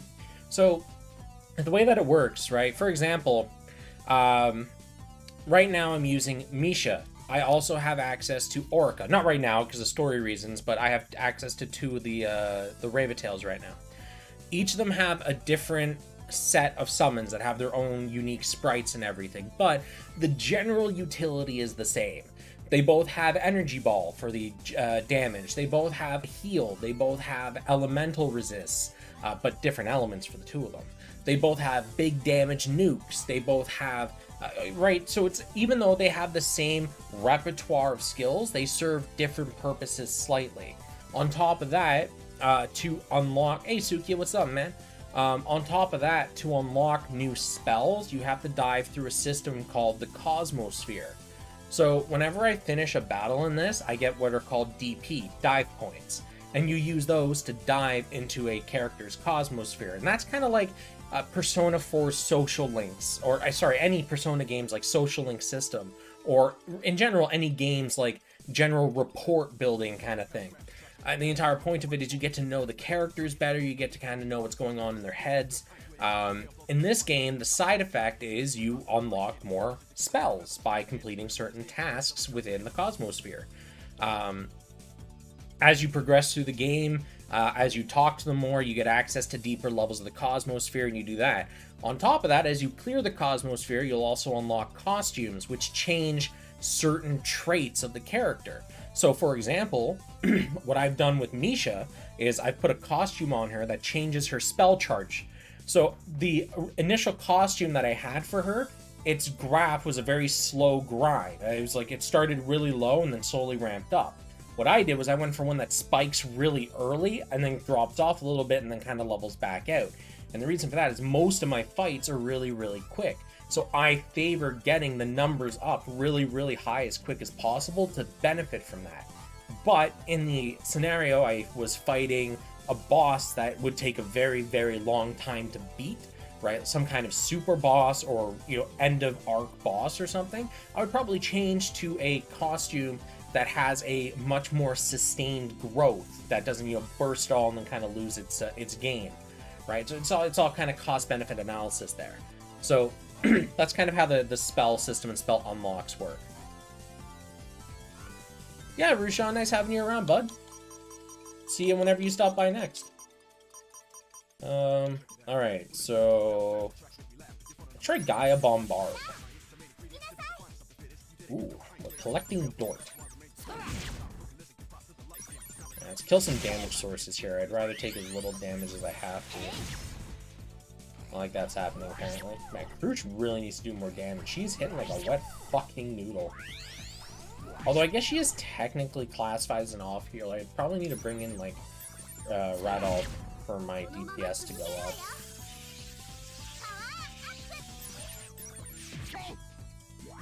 Oh yeah, and as you charge spells, they changed their effects, their sprite and everything as well, so... There's a lot of benefits to unlocking spells and really charging them out. Man, you punishing. I think at about probably 6k, I'll throw this out. You know what? I think I'll throw it just before this guy gets to act. Alright. Oh, okay, so that was what that one is. Good to know. Alright. Alright. We will throw a heal out here, because we're about to start losing people. Oh, wow! It's a good thing I did that. Jesus! I was about to lose my main character.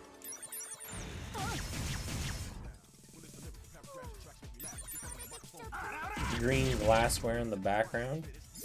What are we talking about? What green glassware are you on?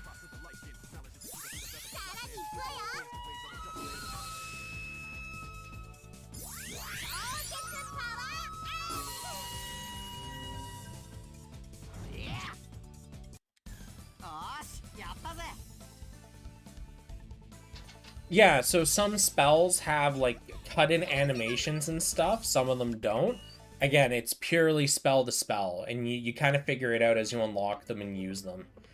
The higher-tiered spells have charges on them, so you can't just keep using the best magics all the time. Do I get a choice to go back and save? Because I didn't realize this was the cutscene door. Not that I think I'll have much of a problem beating it. Alright, looks like we're just going live into the boss without saving.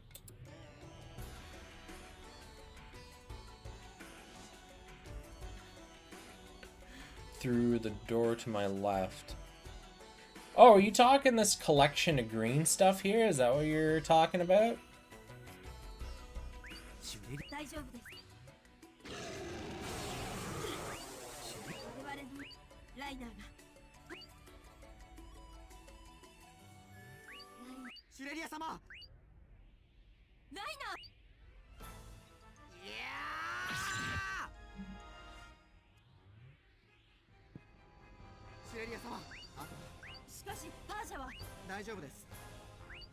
Oh, no, so that's actually a case of my favorite green stuff.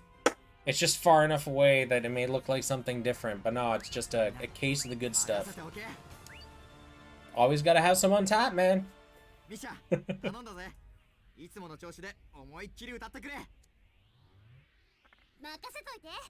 That countertop is kind of like our alcohol stash. We have like everything on there for booze. That's where we have the steins, the wine glasses, the pint glasses, everything.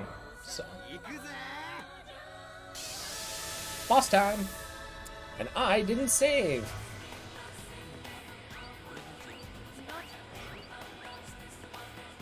That should be fine. Okay, we'll run a defensive spell first.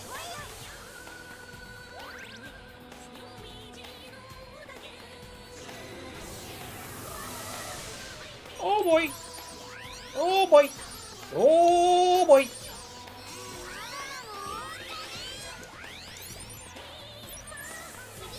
I am keeping this up. I wish it didn't drain magic so quickly, but here we are.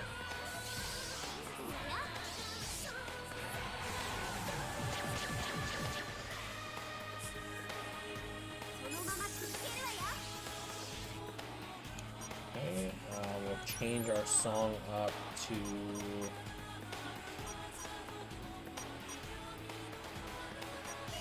We'll just do an energy ball for now. I'm probably not going to get a lot of charge on it, so... Is there a dub for this game? Yeah, I actually specifically changed the language to Japanese. I don't really care too much. I've played this game enough times now that I just know what the characters sound like, whether they're in English or Japanese, so it doesn't matter. The music's dope. Yeah, no, the OST for this game is top tier. If you're into more, like, vocal, orchestral stuff, this is your ticket, hands down.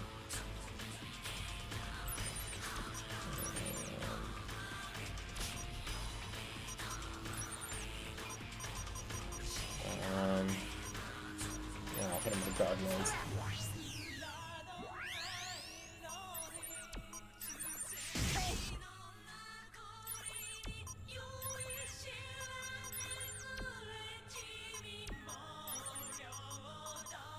I'll also hit you from agility down.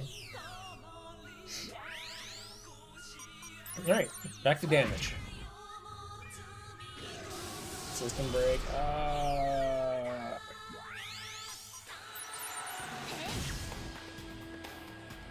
5,000% and low. Toss, regen mana. And then I got the next cycle going.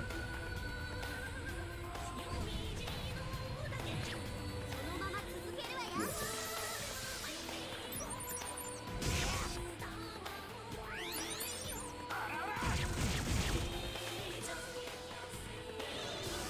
More system break. He's about to fuck my shit up.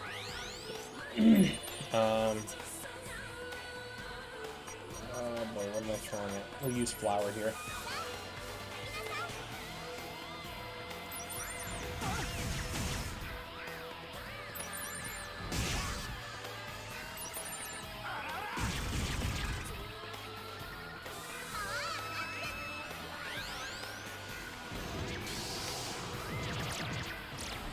Well, it's a good thing you're a beefy boy.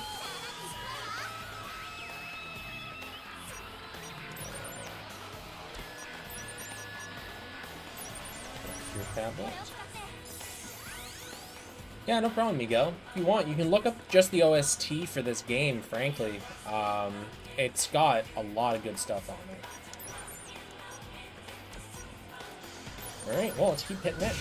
Keep its level up. And just bide time for my tree. Wait, what's it? Oh, that's danger zone.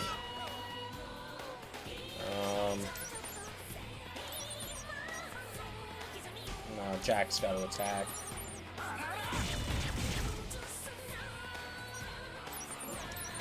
You're just getting the full healing.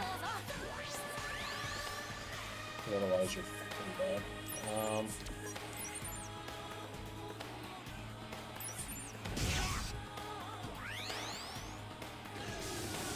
Okay, more system break. Buys me a little bit of time. We'll heal you back up to full, then we'll kill Jack next.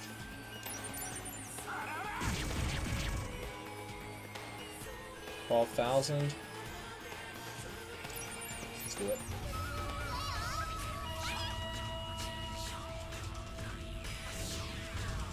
Yeah, yeet the tree. Okay, that took care of that boss splendidly.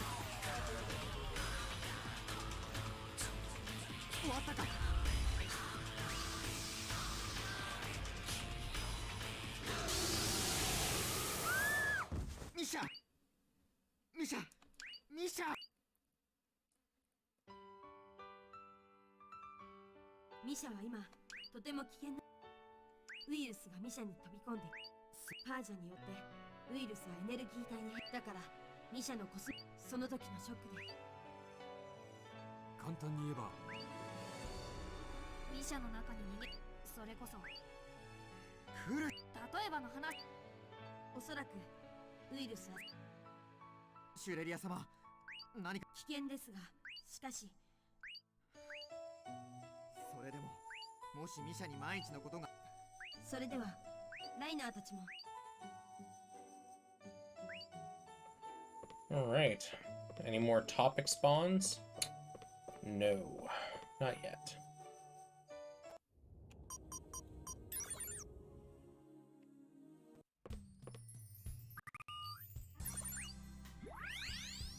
Alright, time to do all this stuff, because... Oh boy, that could have been bad if I died. Not too bad, but annoying. Alright, to the dive center. What are we doing inside of Misha's head?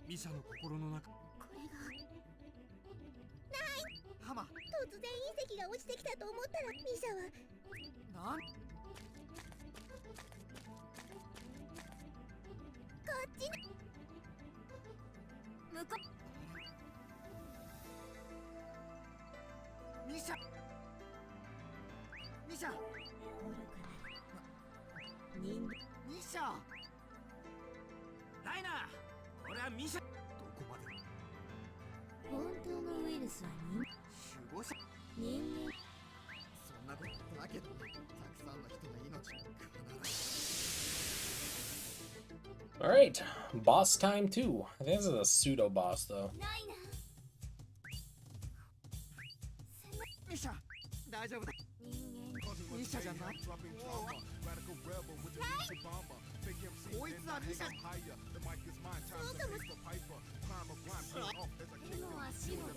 Yeah, no, the sprites in general for this game, all of the AT project stuff's nice. Ah, the Rinkernator.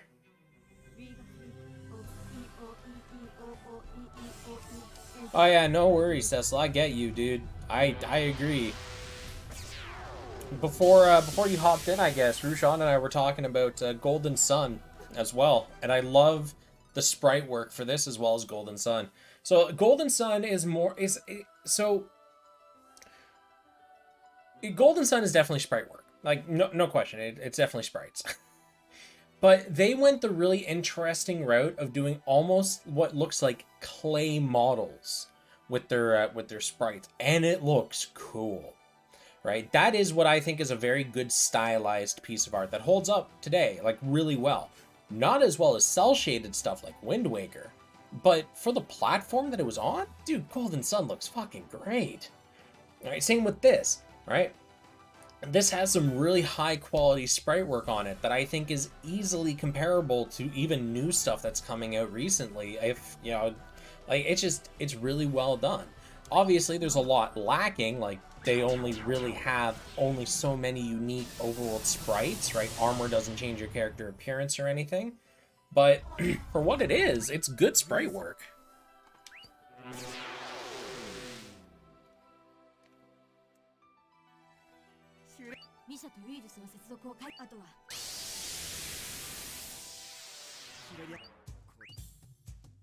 Alright, boss attempt number 2.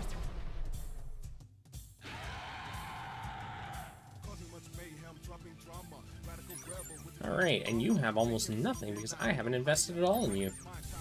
This is gonna be fun.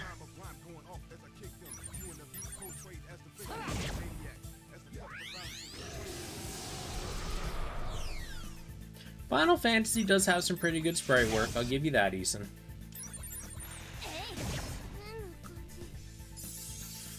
Oh, I did actually land paralysis, eh? I'll take it.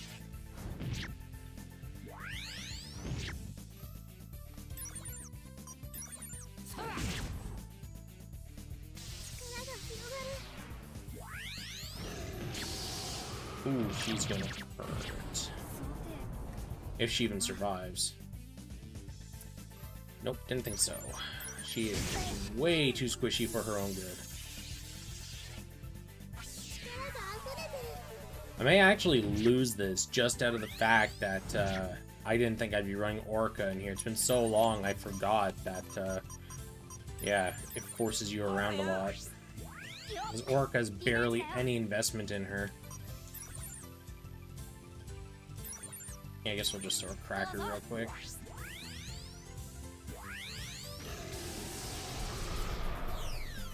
Well, as long as the caster's alive, we have a chance.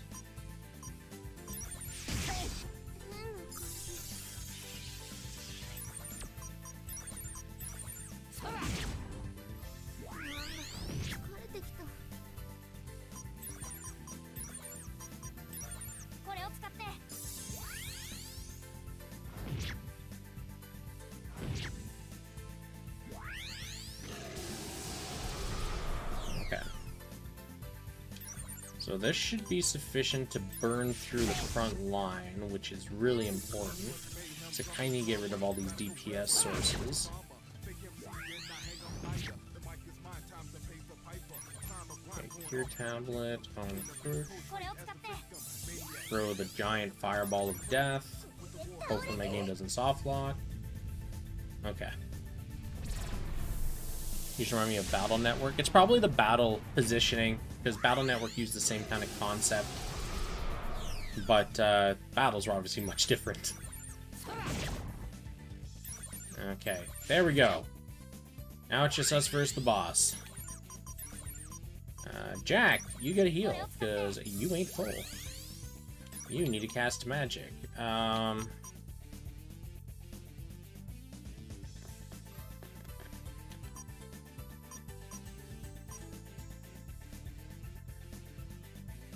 We'll run Fire Guard.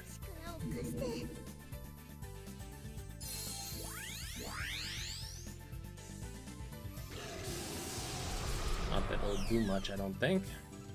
Because this thing hits like a truck.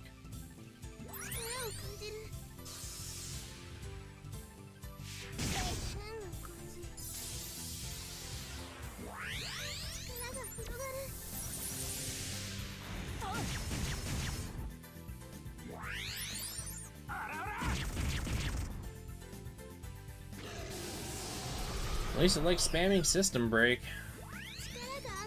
Yeah, we'll throw a double beat out.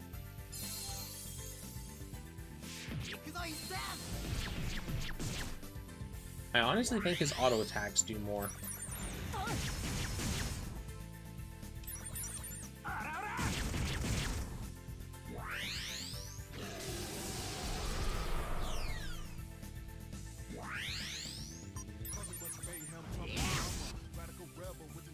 Pretty much they do. Okay, switch to Flamia, reset the gauge.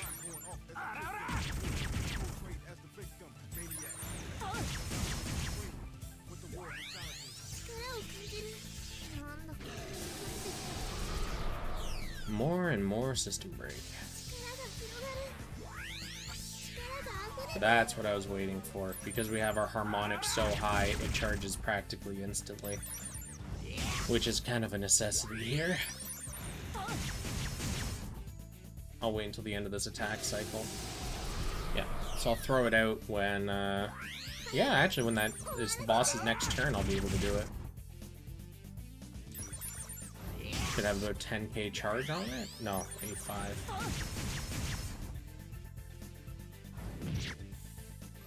Oh, you survived. Alright, I'll hold. Alright, let's throw it. 10,000? Let's see what happens.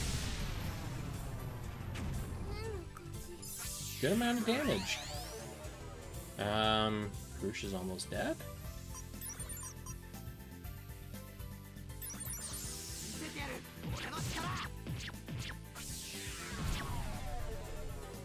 Big slap. Okay.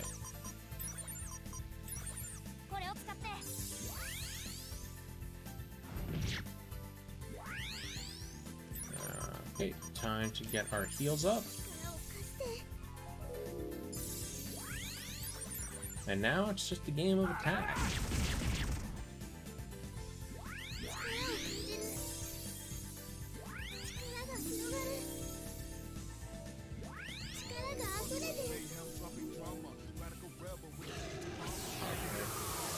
after this, we'll switch back to offensive.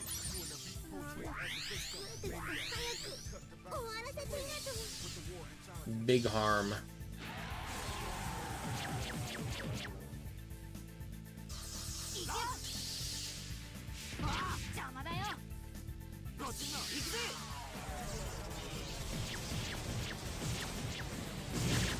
You.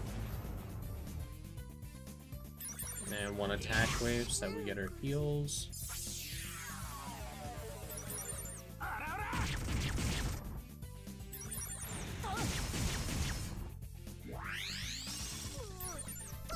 And we'll just let it run.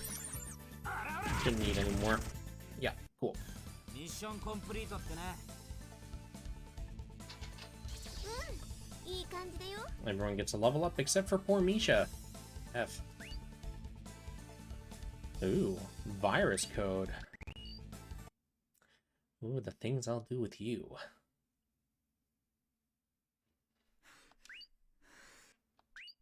これで。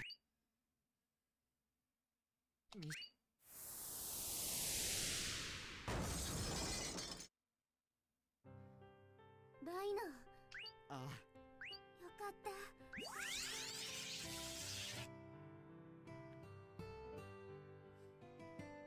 世界が緑に。これで。Spoiler alert, it's not over. At all. ミシャ。ライナー。命。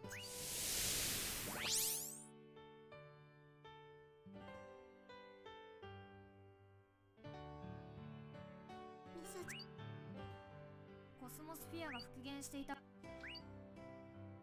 大丈夫。ミシャ。大丈夫？覚えてないのか？でも、なんだ。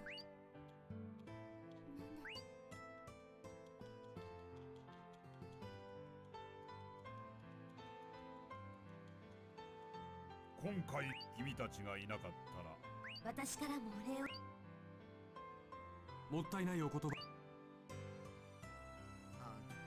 上の世界と下の世界とでもっと交流。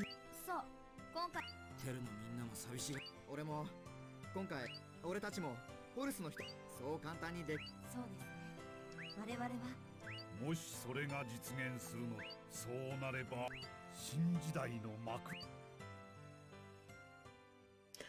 Yeah, no, Liard's entire personality just like 180 spins. Alright, phase 1. Only phase 1.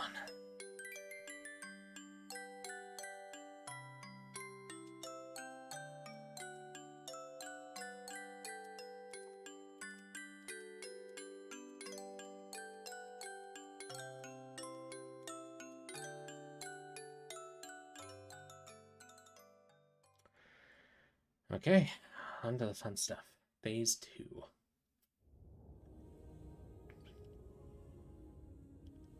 風が気持ちいい。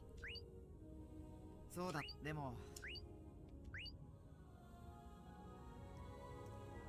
そういえばミサ。シュレリア様と。そう。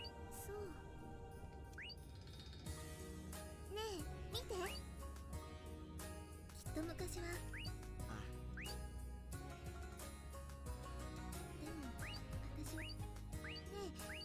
中心部の方、シュレリア様がそれを解放し。そうなのか？ Did you hear about this place called the Frozen Eye? It'll teleport us home. Yeah, that's how we got up here. Teleporting through the Frozen Eye. You were there.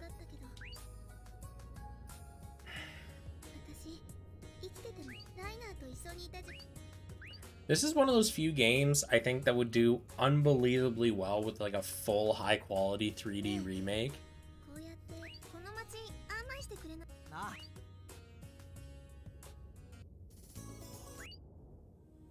Yeah, what time is it?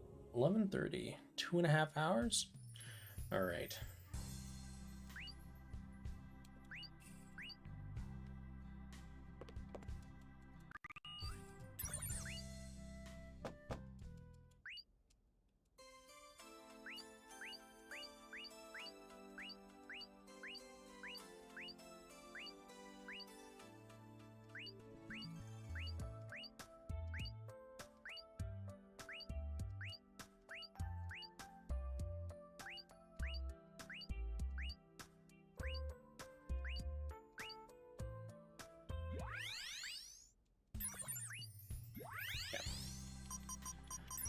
check out those new recipes I got. Can't make a single one. So you need to make iron. To make iron, I need an ion board. And I still don't have the recipe for that.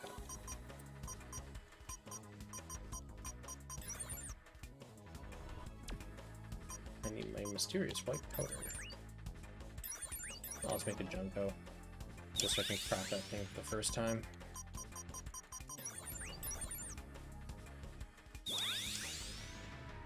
Mother-in-law's ring.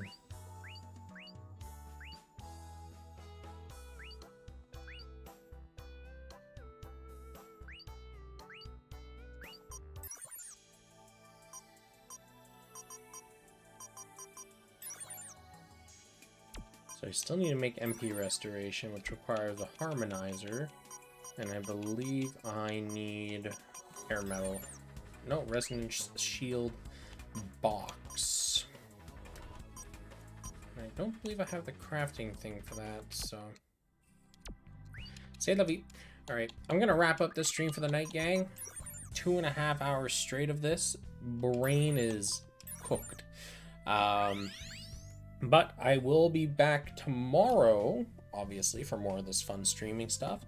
So if you want to stop by then, mellow out, all that fun stuff, feel free. I will be here for chills and games and stuff, and we can tackle phase 2. Anyways, thanks for hanging out, gang, and yeah, see y'all tomorrow if you stop by.